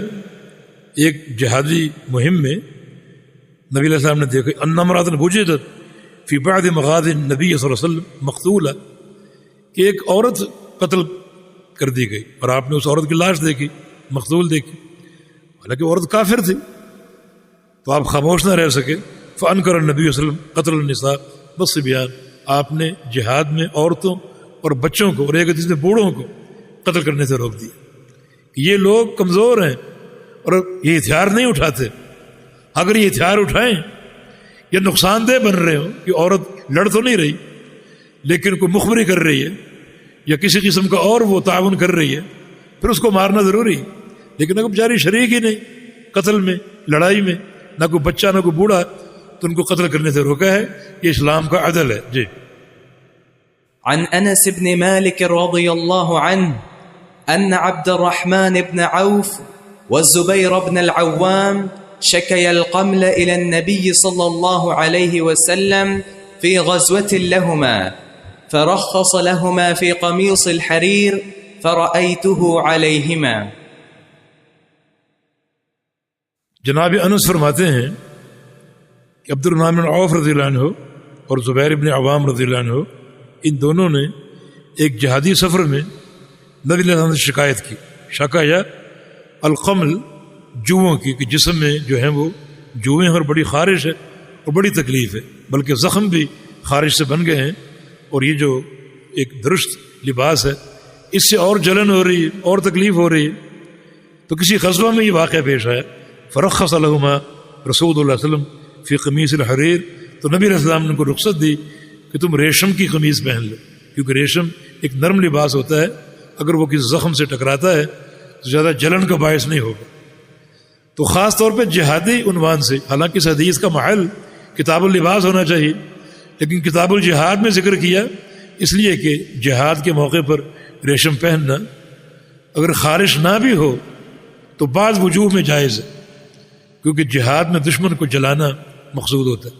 آپ قیمتی لباس پہنے، ریشمی لباس، کتنے مستحکم ہو گئے، اتنا پیسہ ان کے پاس آ گیا، کتنا مہنگا کپڑا پہنا ہوا ہے، یعنی دشمن کو جلانے کے لیے اور ان کے اندر یہ ایک حقیر سوچ پیدا کرنے کے لیے بعض علماء نے اس کی اجازت دی۔ چنانچہ اس جہادی مرحلے میں ان دو صحابہ کو نبی علیہ السلام نے ریشمی قمیض پہننے کی اجازت دے دی۔ ایک تو آپ کی تکلیف ہے، دوسرا دشمن اگر دیکھے گا تو اس میں جلن اور حسد پیدا ہوگا۔ جی عن عمر بن الخطاب رضي الله عنه قال كانت أموال بني النضير مما أفاء الله على رسوله مما لم يوجف المسلمون عليه بخيل ولا ركاب، وكانت لرسول الله صلى الله عليه وسلم خالصة، فكان رسول الله صلى الله عليه وسلم يعزل نفقة أهله سنة ثم يجعل ما بقي في الكراع والسلاح عدة في سبيل الله عز وجل. امیر المومنین عمر بن خطاب رضی اللہ عنہ فرماتے ہیں کہ کانت اموال بنی النضیر مما افاء اللہ علی رسولہ، کہ بنو نذیر کا جو مال تھا سارا، جو اللہ نے اپنے رسول کو بطور فے کے دیا تھا. میدان جہاد سے ملنے والا مال دو قسم کے، ایک مال غنیمت اور ایک مال فے. مال غنیمت وہ مال ہے جو لڑ کے حاصل ہو، اور مال فے وہ مال ہے جو دشمن سے لڑے بغیر حاصل ہو جائے. دشمن جو ہے وہ ہماری ہیبت کے سامنے کھڑا نہ ہو سکے، اپنا مال چھوڑ کے بھاگ جائے، وہ مال فے ہے. مال غنیمت کی تقسیم کا جو نظام ہے وہ یہ ہے کہ یہ مجاہدین میں تقسیم ہوگا، یعنی برابری پر، اور اس کا 5واں حصہ رسول کے لیے، نبی کے لیے، خمس. اور مال فے کی تقسیم کا قاعدہ یہ ہے کہ یہ سارا مال اللہ کے رسول کے لیے، اور اللہ کے رسول اس مال کو جہاں چاہیں صرف کریں اور جہاں چاہیں استعمال کریں. چنانچہ بنو نذیر سے حاصل ہونے والا مال مال فے تھا، لڑے بغیر حاصل ہوا. یہ یہودیوں کا قبیلہ تھا، مدینے کے قریب یہ آباد تھا، اور ان سے معاہدہ تھا رسول اللہ صلی اللہ علیہ وسلم کا، یعنی جنگ نہ کرنے کا، اور یعنی مشاکل میں تعاون کرنے کا. کوئی مشکل آپ پر آ جائے ہم آپ کی مدد کریں گے، ہم پر آ جائے آپ ہماری مدد کریں گے. ان سے یہ معاہدہ تھا. چنانچہ بنو نذیر کے یہودیوں نے اپنا معاہدہ توڑا یا توڑنے کی کوشش کی. واقعہ یہ ہے کہ ایک مسلمان عمرو بن امیہ الضمری یہ سفر پہ تھا، اور اس کو راستے میں 2 کافر ملے مشرک. کیونکہ اللہ تعالیٰ نے جہاد کا اذن عام دے دیا تھا، سوچا کہ یہ 2 کافر مجھے ملے اور جہاد جو ہے مباح ہو چکا ہے، تو ان کو کیوں نہ قتل کر دوں. چنانچہ جب اس کو موقع ملا، اس مسلمان کو، عمر کو، اس نے ان دونوں کو قتل کر دیا. اسے معلوم نہیں تھا کہ یہ بنو عامر کے 2 لوگ، اور بنو عامر کے ساتھ بھی نبی علیہ السلام کا معاہدہ تھا. اسے اس کا علم نہیں تھا. اب غلطی ہو گئی. اب نبی علیہ السلام نے اس بات کو چھپایا نہیں. یہ آپ کا حلم اور آپ کا ایک انصاف کہ ان 2 شخصوں کی ہم نے دیت دینی ہے، 200 اونٹ ہم نے دیت دینی. یہ پیارے پیغمبر کا عدل. حالانکہ دونوں کافر تھے، لیکن جو کہ معاہدہ ہے، اس معاہدے کی روح سے یہ غلطی سے قتل ہو گئے، ہم نے ان کی دیت دینی. اب 200 اونٹ اتنا وافر مال مسلمانوں کے پاس نہیں تھا. چنانچہ آپ بنو نذیر کے یہودیوں کے پاس گئے کہ ہم پر یہ مشکل آ گئی، اب معاہدے کی روح سے آپ ہماری مدد کریں اور یہ کچھ اونٹ ہمیں دیں تاکہ ہم یہ دیت ادا کر سکیں. یہودی خبیث اور شیطان مشورہ دینے والا، انہوں نے کہا کہ محمد صلی اللہ علیہ وسلم آئے ہیں اکیلے اور ساتھ ایک صحابی بس، تو آج موقع ہے ان کو قتل کرنے کا، نعوذ باللہ، آج جان چھوڑانے کا موقع ہے. چنانچہ انہوں نے نبی علیہ السلام کو ایک دیوار کے سائے تلے بٹھایا اور اس کی چھت پہ ایک بھاری پتھر رکھ دی. کچھ لوگ اوپر کھڑے کر دیے کہ جب آپ بیٹھ جائیں تو پتھر اوپر سے لڑکا دینا، بھاری پتھر، تاکہ اللہ کے پیارے پیغمبر کو یہ پتھر دبا دے اور آپ کو قتل کر دے. یہ پروگرام بن گیا.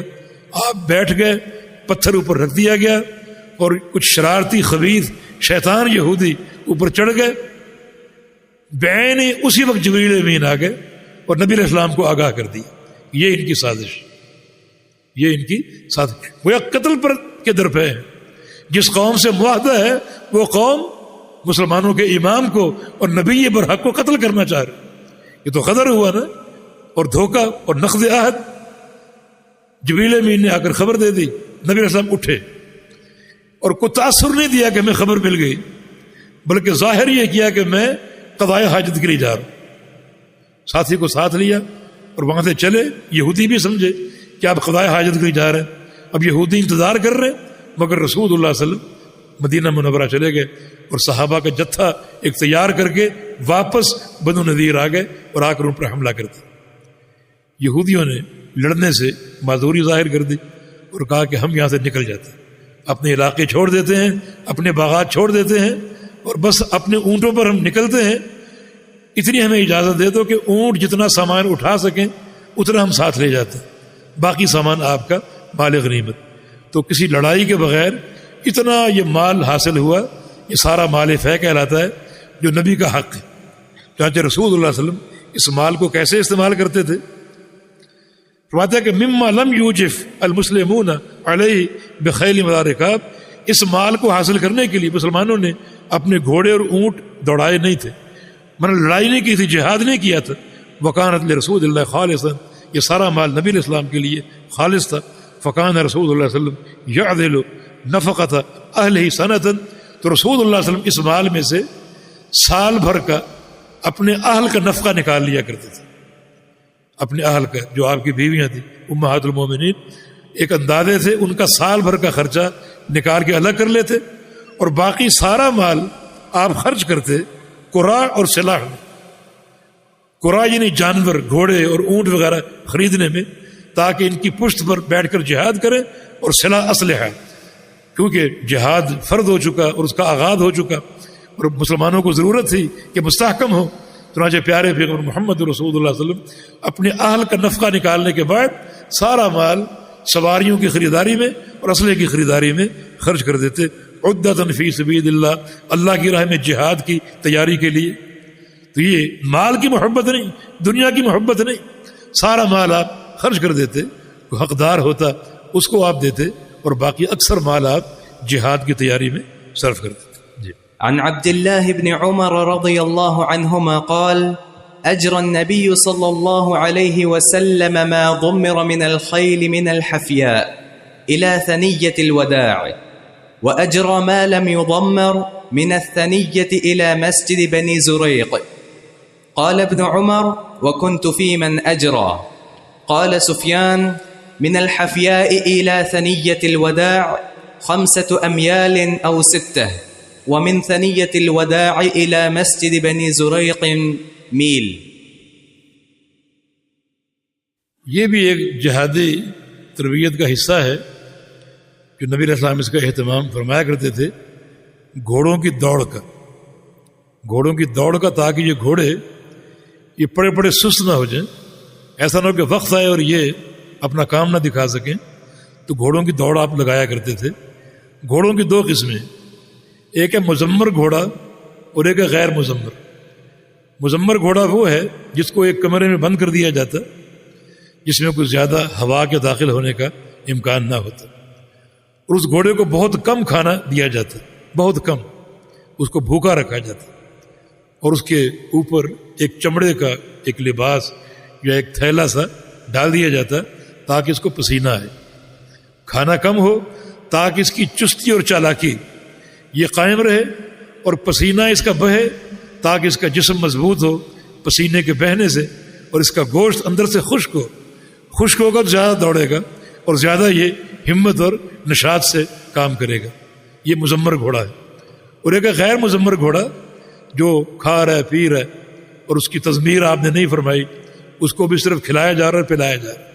یعنی تضمیر کی شکل یہ ہے کہ پہلے اس کو کھلایا جائے اور پلایا جائے، کھلا پلا کر پھر اس کو کچھ عرصے کے لیے، مہینہ 2 مہینے کے لیے کمرے میں بند کر دیں، اس کو زیادہ بھوکا رکھیں، پسینہ اس کا نکلوائیں تاکہ اس کا گوشت جو ہے وہ تری کی بجائے خشکی کی طرف آ جائے، اور اس کا جسم جو ہے وہ موٹاپے کی بجائے باریکی کی طرف آ جائے، اس کا دوڑنا جو ہے وہ آسان ہو اس کے لیے اور خوب تیز دوڑے.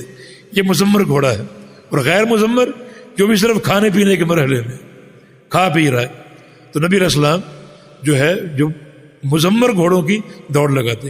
ان مزمر کی غیر مزمر کے ساتھ نہیں، بلکہ مزمر کی مزمر کے ساتھ اور غیر مزمر کی غیر مزمر کے ساتھ، لیکن فاصلہ آپ اس کے مطابق رکھتے. مزمر گھوڑے اگر آپ دوڑاتے تو ان کا فاصلہ 5-6 میل ہوتا، اور غیر مزمر دوڑاتے ان کا فاصلہ 1 میل ہوتا، کیونکہ ہم اس کو تیار کر رہے ہیں تضمیر کے لیے. جب وہ تضمیر کے بعد تیار ہو جائے گا تو وہ بھی زیادہ بھاگ دوڑ سکے گا. تو اس طرح آپ دوڑ لگایا کرتے تھے، اور صحابہ ان کی پشت پر بیٹھ کر دوڑاتے تھے تاکہ صحابہ بھی سست نہ ہو جائیں اور ان کا بھی ایک تیاری بحال رہے، اور گھوڑے بھی سست نہ ہو جائیں، ان کی تیاری بھی بحال رہے. تو گھوڑے کی گویا دوڑ جائز ہے، لیکن شرط یہ ہے کہ یہ دوڑ جوئے کے ساتھ نہ ہو، قمار نہ ہو، بلکہ جہادی تیاری کے لیے ہو. جائز نہیں بلکہ مستحسن، تاکہ عین جب جہاد کا وقت آئے تو ہم تیار ہوں، گھوڑے بھی تیار ہوں اور مجاہدین بھی تیار ہوں۔ تو جناب عبداللہ بن عمر فرماتے ہیں کہ اجر النبی صلی اللہ علیہ وسلم ما ضمر من الخیل، جن گھوڑوں کی تضمیر کر دی گئی تھی، جن کو کمرے میں بند کر کے یہ عمل ان کا پورا کر لیا گیا تھا، فرمایا کہ ان کو آپ نے دوڑایا حفیاء سے لے کر سنیت الوداع تک۔ یہ مدینے کی دو جگہ ہیں، حفیاء سے شروع کرتے اور سنیت الوداع تک ان کو دوڑاتے۔ ما لم یضمر من، جو مزمر نہیں تھے، جن کی تضمیر نہیں کی گئی تھی، ان کو دوڑاتے سنیہ سے لے کر مسجد بنی زریق تک، یعنی کم فاصلہ۔ ابن عمر فرماتے ہیں وَكُنْتُ فِي مَنْ أَجْرَى، اس دوڑ میں بھی شریک ہوتا تھا، مجھے بھی شوق تھا کہ میں گھوڑے کی پشت پر سوار ہوں اور اس دوڑ میں شریک ہوں۔ سفیان ثوری رحمہ اللہ یہ فاصلے کی تحدید کرتے ہیں کہ حفیاء سے لے کر سنیت الوداع تک 5 یا 6 میل کا فاصلہ، جس میں مزمر گھوڑے دوڑتے تھے، اور سنیت الوداع سے لے کر مسجد بنو زریق تک 1 میل کا فاصلہ، جس میں غیر مزمر گھوڑے جو تھے وہ دوڑا کرتے تھے۔ تو غیر مزمر گھوڑوں کی دوڑ کم فاصلے کی ہوتی اور مزمر کی دوڑ زیادہ فاصلے کی ہوتی، کیونکہ ان میں زیادہ دوڑنے کی صلاحیت موجود ہوتی تھی اور ان کو اس مقصد کے لیے تیار کیا جاتا تھا۔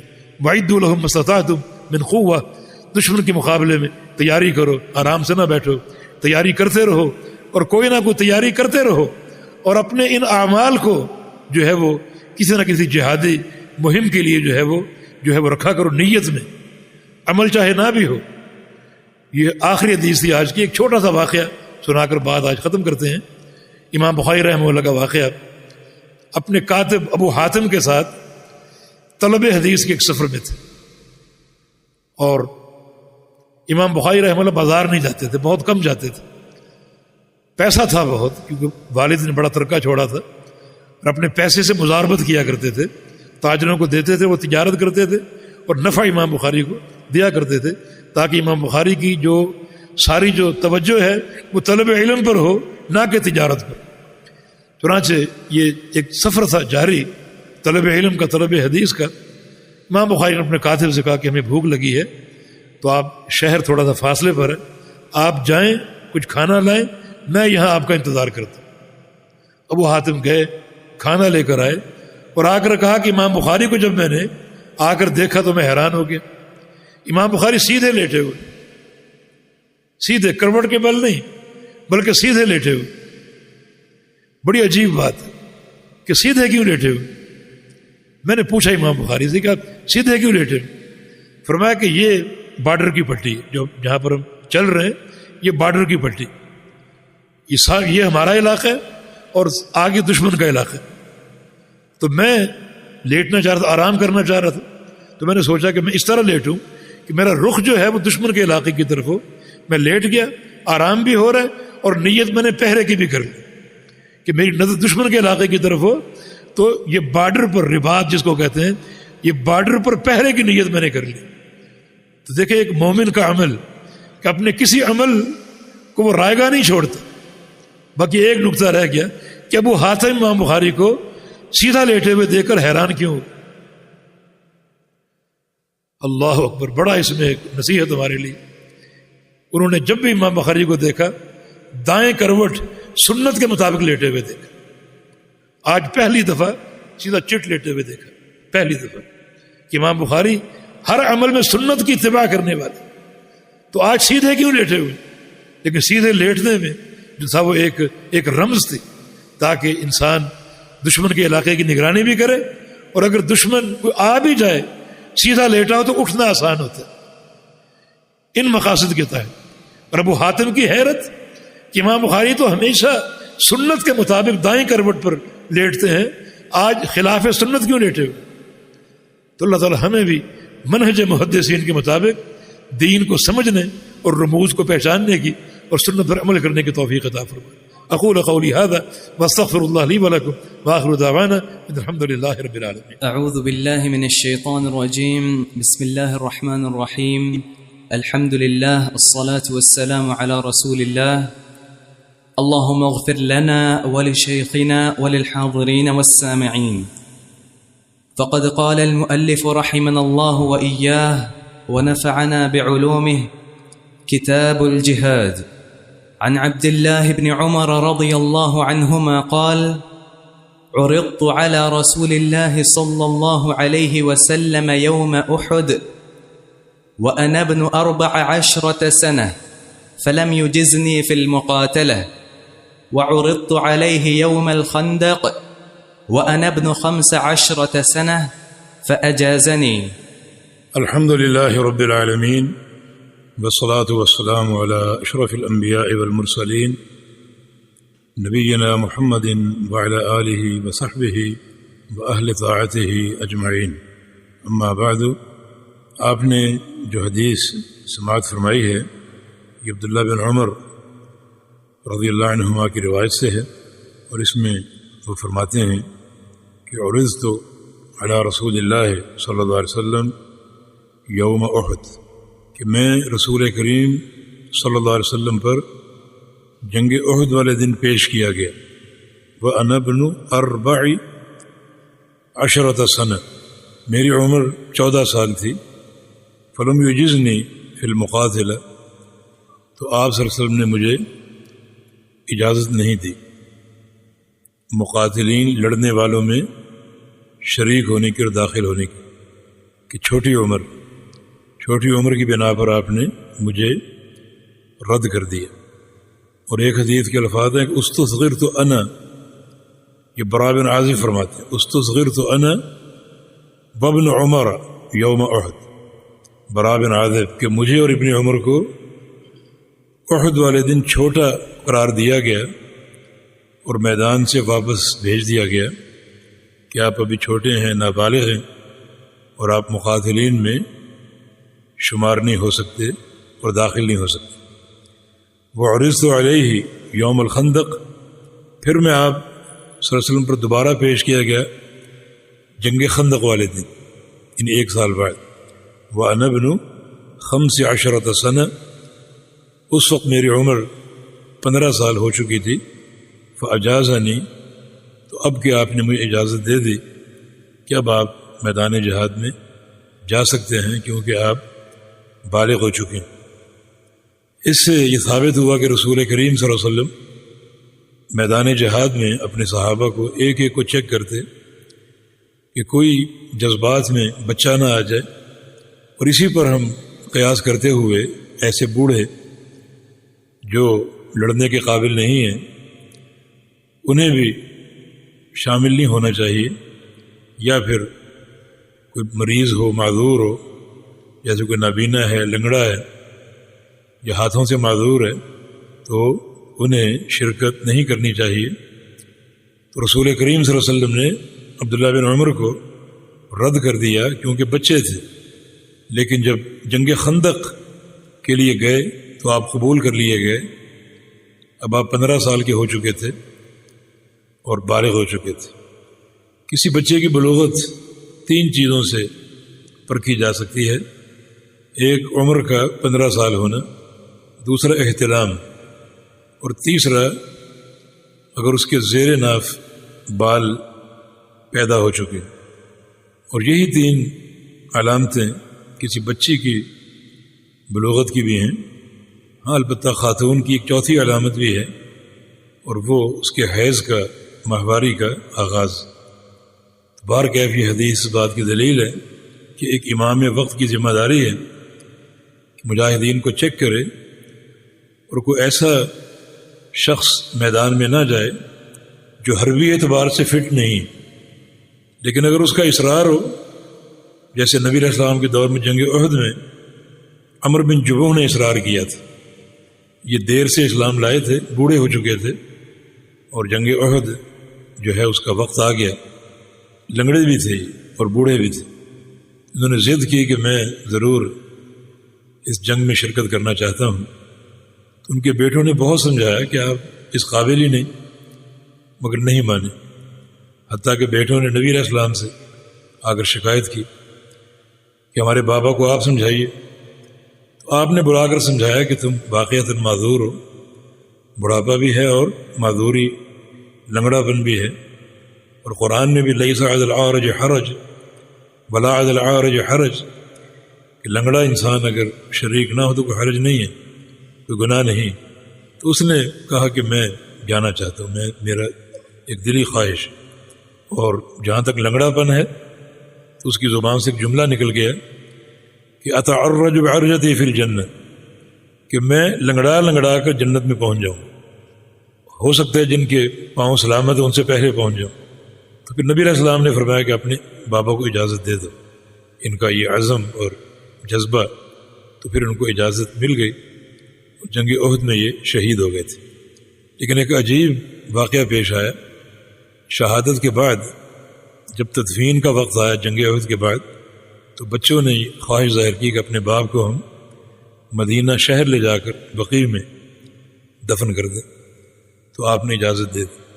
چنانچہ ان کی میت اونٹ پر رکھی گئی اور شہر کی طرف اس کو جو ہے وہ چلایا گیا، تو اونٹنی نے چلنے سے انکار کر دی، بہت دھکیل رہے ہیں، مار رہے ہیں، لیکن وہ نہیں چل رہے۔ پھر اس اونٹنی کا رخ میدان احد کی طرف کیا گیا تو چل پڑی۔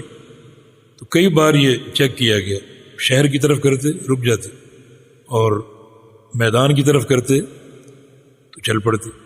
بالآخر آپ نے فرمایا کہ یہ اللہ تعالیٰ کی مشیت یہی ہے کہ اس کو میدان احد میں دفن کیا جائے، اور دفن کر دیے گئے۔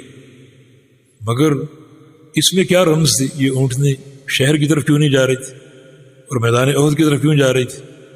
کسی کے پاس اس کا کوئی علم نہیں تھا، کوئی خبر نہیں تھی۔ تو بچوں نے کہا شاید ہماری والدہ کے پاس کوئی علم ہو، کیونکہ والدہ نے انہیں تیار کیا تھا۔ جب گھر پہنچے تو والدہ کو شہادت کی خبر دی اور وہ خوش ہوئیں، اللہ کا شکر ادا کیا۔ پھر یہ ماجرا سنایا اونٹنی کا اور کہا کوئی خبر ہے آپ کے پاس؟ والدہ نے کہا ہاں ہے، جب میں تمہارے باپ کو ہتھیار پہنا رہی تھی تو مجھے یہ خدشہ اور ڈر تھا کہ یہ بڑھاپے کی وجہ سے میدان چھوڑ کر بھاگنا ہے، اور اگر بھاگ گئے تو یہ ایک عار ہوگی ہمارے خاندان پر۔ تو میں انہیں پکا کرنے کے لیے کہہ رہی تھی کہ عمر تم میدان میں ٹھہر نہیں سکو گے، تم جلدی لوٹ آؤ گے۔ تو پھر انہوں نے دعا کی تھی کہ یا اللہ مجھے اب مدینہ لے کر نہ آنا، تو یہ دعا کر کے روانہ ہوئے۔ تبھی وہ اونٹنی اللہ نے روک دی، شہر آئی ہی نہیں وہ ان کو اٹھا کر۔ پھر ان کی تدفین میدان احد میں ہوئی اور اللہ نے ان کی یہ دعا اسی طرح قبول فرما لی۔ وعن عبد الله بن عمر رضي الله عنهما أن رسول الله صلى الله عليه وسلم قسم في النفل للفرس سهمين وللرجل سهما۔ یہ حدیث بھی عبداللہ بن عمر رضی اللہ عنہما کی روایت سے ہے، فرماتے ہیں کہ قسم فی النفل، یہاں نفل سے مراد غنیمت ہے، مال غنیمت۔ نبی علیہ السلام نے مال غنیمت کی تقسیم اس قاعدے کے ساتھ کی کہ دل فراسی سہمین، گھوڑے کے 2 حصے، وللرجل سہم، اور جو گھڑ سوار ہے مرد اس کا ایک حصہ۔ ایک حدیث میں راجل سہمن، راجل کا بھی ایک حصہ جو پیدل جہاد کر رہے، ایک فارس اور ایک راجل۔ فارس گھڑ سوار جس کے ٹوٹل 3 حصے، 2 گھوڑے کے اور ایک اس کا، اور راجل جو پیادہ چل رہا ہے اور پیدل جہاد میں شریک ہے، اس کا ایک حصہ۔ تو یہ تقسیم کا نظام ہے کہ جو مجاہد گھوڑے پر سوار ہو اسے مال غنیمت سے 3 حصے دیے جائیں گے، 2 حصے اس کے گھوڑے کے اور ایک اس کا اپنا، اور جو پیدل سوار ہے اسے ایک حصہ دیا جائے گا۔ ہم نے بڑی کوشش کی کہ ہمارا جو یہ درس ہے یا موضوع ہے وہ فقہ و سنت تک محدود رہے، اور جو حدیث سے مسائل سامنے آ رہے ہیں وہی پیش کیے جائیں، لیکن جہاں کسی کی طرف سے صراحتاً مخالفت ہو اور بالکل تضاد ہو تو اس کو ذکر کرنا پڑتا۔ یہاں بھی ایک عجیب تضاد ہے کہ امام ابو حنیفہ رحمہ اللہ اس مسئلے کو نہیں قبول کرتے، اور یہ بات ان کے شاگرد قاضی ابو یوسف نے ذکر کی کتاب الخراج میں۔ کتاب الخراج ان کی کتاب ہے، اور وہ اس حدیث کو روایت کرتے ہیں اور کہتے ہیں کہ یہ تعجب کی بات ہے کہ میرے شیخ نے فتویٰ اس کے خلاف دی۔ ان کا قول ہے کہ لا ارجح بہیمۃ علی انسان، کہ میں ایک جانور کو انسان پر ترجیح نہیں دے سکتا۔ یہ کیا بات؟ جانور کے 2 حصے اور انسان کا ایک حصہ، تو ایک جانور انسان سے بہتر کیسے ہو سکتا؟ اس کا ڈبل حصہ، اور جو اس کا سوار انسان اس کا سنگل حصہ۔ تو ان کا قول ہے کہ میں ایک جانور کو ایک انسان پر ترجیح نہیں دے سکتا۔ بھئی نبی علیہ السلام کا فرمان ہے، جس کا حق یہ ہے کہ اس کو من وعن قبول کر لیا جائے. اور بڑا حکیمانہ فرمان. آپ نے جانور کے 2 حصے کیوں رکھے؟ تاکہ گھوڑے پالنے کا شوق پیدا ہو. ہم گھوڑے پالیں گے اور اس کی پشت پر سوار ہو کر جہاد کریں گے تو مال غنیمت سے 2 حصہ ملے گا. اور پھر جو انسان جہاد کا گھوڑا پالتا ہے وہ اس کو کھلاتا ہے پلاتا ہے تو شریعت مال غنیمت سے اسے اضافی یہ حصہ دیتی ہے تاکہ اس کے کھلانے پلانے کے اخراجات جو ہیں وہ اس کو وصول ہو جائیں.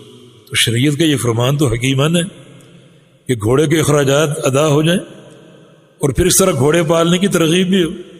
اور تیسری بات یہ کہ جو گھوڑے کے 2 حصے ہیں وہ کون وصول کرے گا؟ اس کا مالک ہی وصول کرے گا، اسی کی جیب میں جائیں گے، وہ گھوڑے کو تو نہیں ملیں گے. تو حقیقت میں اس ڈبل حصے کا استعمال اس کا مالک ہی کرے گا. دراصل شریعت انسانوں کو، ماننے والوں کو ایک بڑے اونچے مقام پر دیکھنا چاہتی. اور یہ جو گھوڑا ہے فی سبیل اللہ جو میدان جہاد کے لیے پالا جائے، اس کے ساتھ یہ تعلق اور ناطہ بڑا بابرکت، بڑا بابرکت. رسول کریم صلی اللہ علیہ وسلم کی ایک حدیث ہے، آپ نے فرمایا کہ گھوڑا جو انسان پالتا ہے جہاد کے لیے، اسے جو دانے کھلائے گا اللہ تعالیٰ وہ ضائع نہیں کرے گا، بلکہ وہ دانے اسی طرح اللہ تعالیٰ محفوظ کر لے گا. قیامت کے دن اس کے میزان حسنات میں تولنے کے لیے. اور جو گھوڑا پانی پیے گا وہ پانی بھی اسی شکل میں قیامت کے دن آئے گا اور اس کو نیکیوں کو پلڑے میں تولا جائے گا. بلکہ گھوڑا دانے کھا کے جو لید کرے گا وہ لید بھی تولی جائے گی.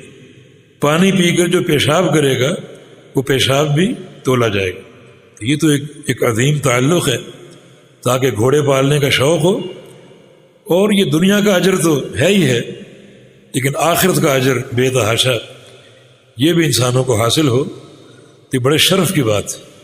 قاضی ابو یوسف اپنے شیخ سے باقاعدہ مناظرہ کرتے ہیں کہ اس حدیث کے خلاف آپ فتویٰ کیوں دے رہے ہیں. اور آخر میں پوچھا کہ آپ بتائیے پھر مسئلہ کیا ہونا چاہیے. تو ان کا مسئلہ یہ ہونا چاہیے کہ گھوڑے کا بھی ایک حصہ اور انسان کا بھی ایک حصہ.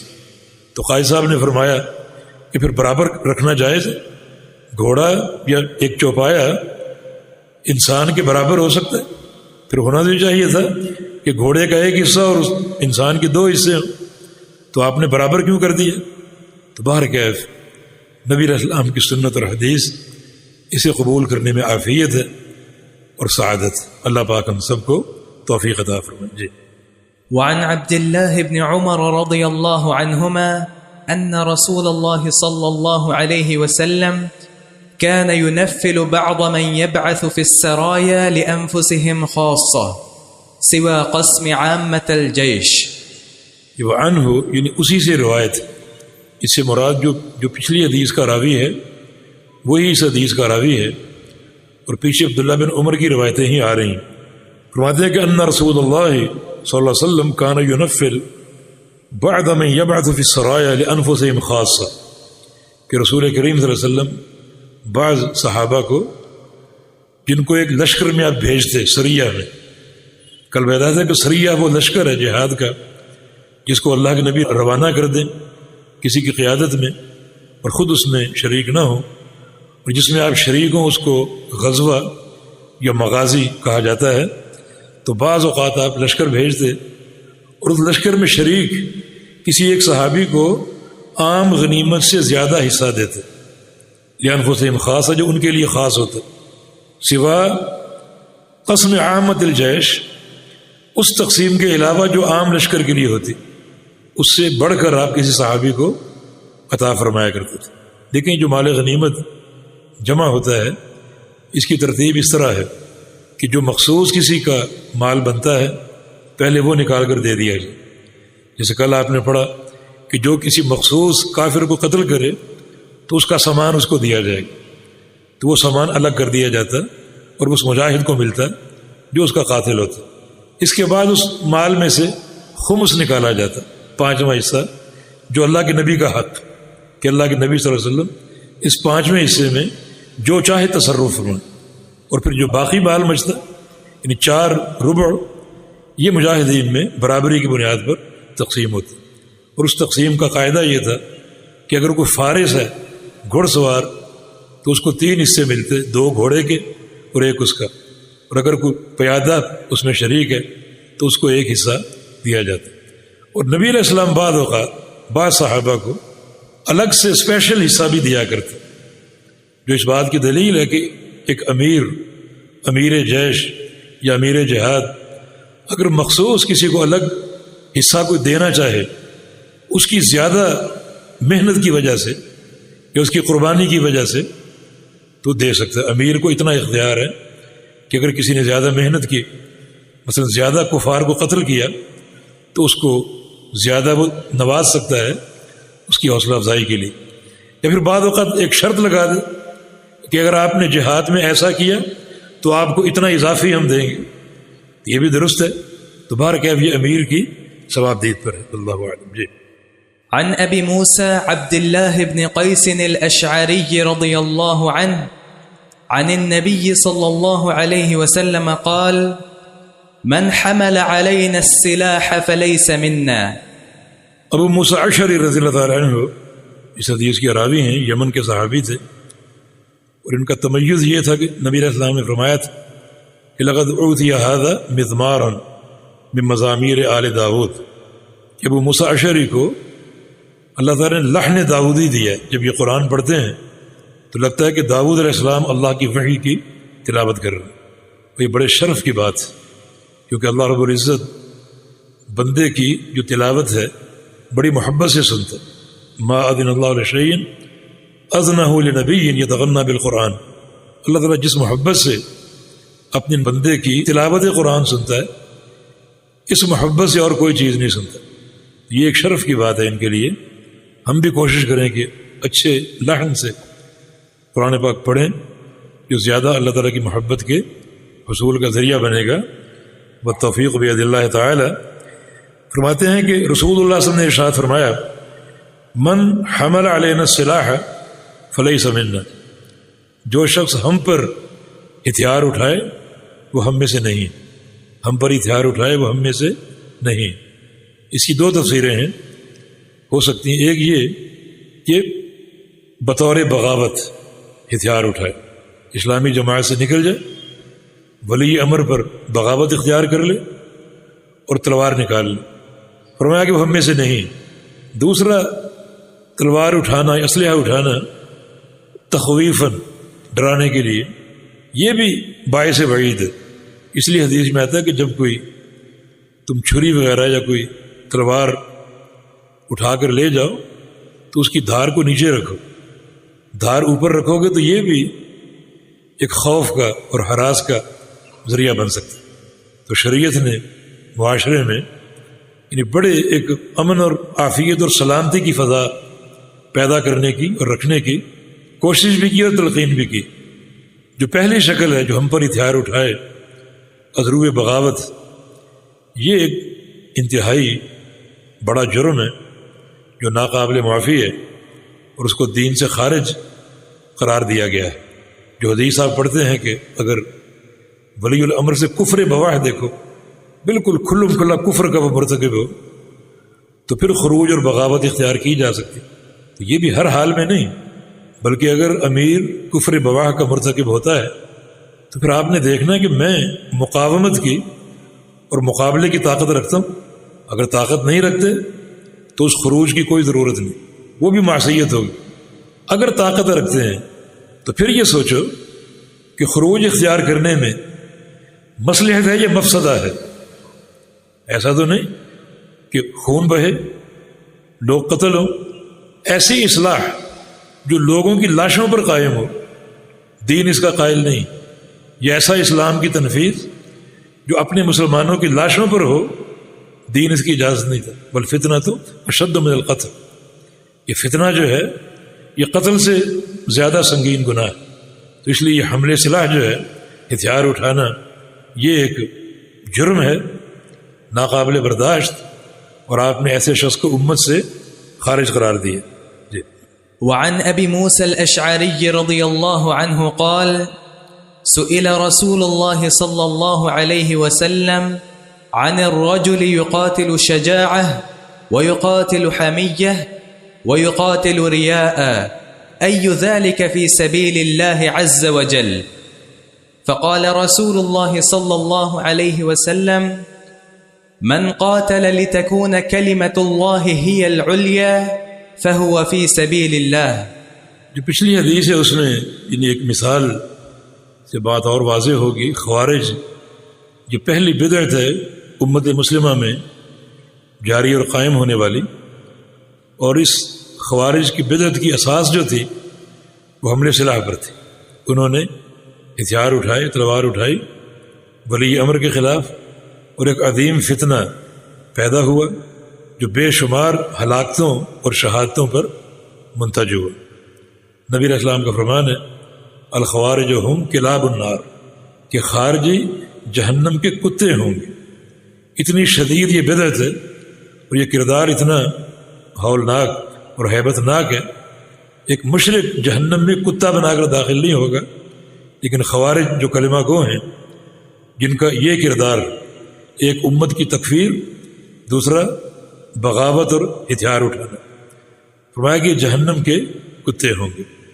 تو اللہ تعالی ہمیں عافیت دے اور ہمیں یہ توفیق دے کہ ہم کتاب و سنت کے نور ہی سے اپنے آپ کو منور رکھیں اور کبھی ان حدود سے باہر نکلنے کی کوشش نہ کریں.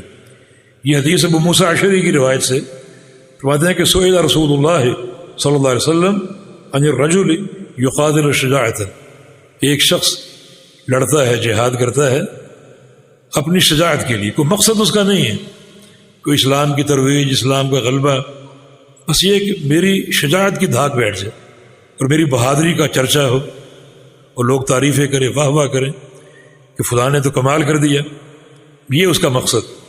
وہ یقاتل حمیہ، اور ایک شخص جہاد کرتا ہے غیرت کی بنا پر، اس کی جہاد میں شرکت اپنے قبیلے اور قوم کی غیرت کی بنا پر، یہ اس کی نیت ہے.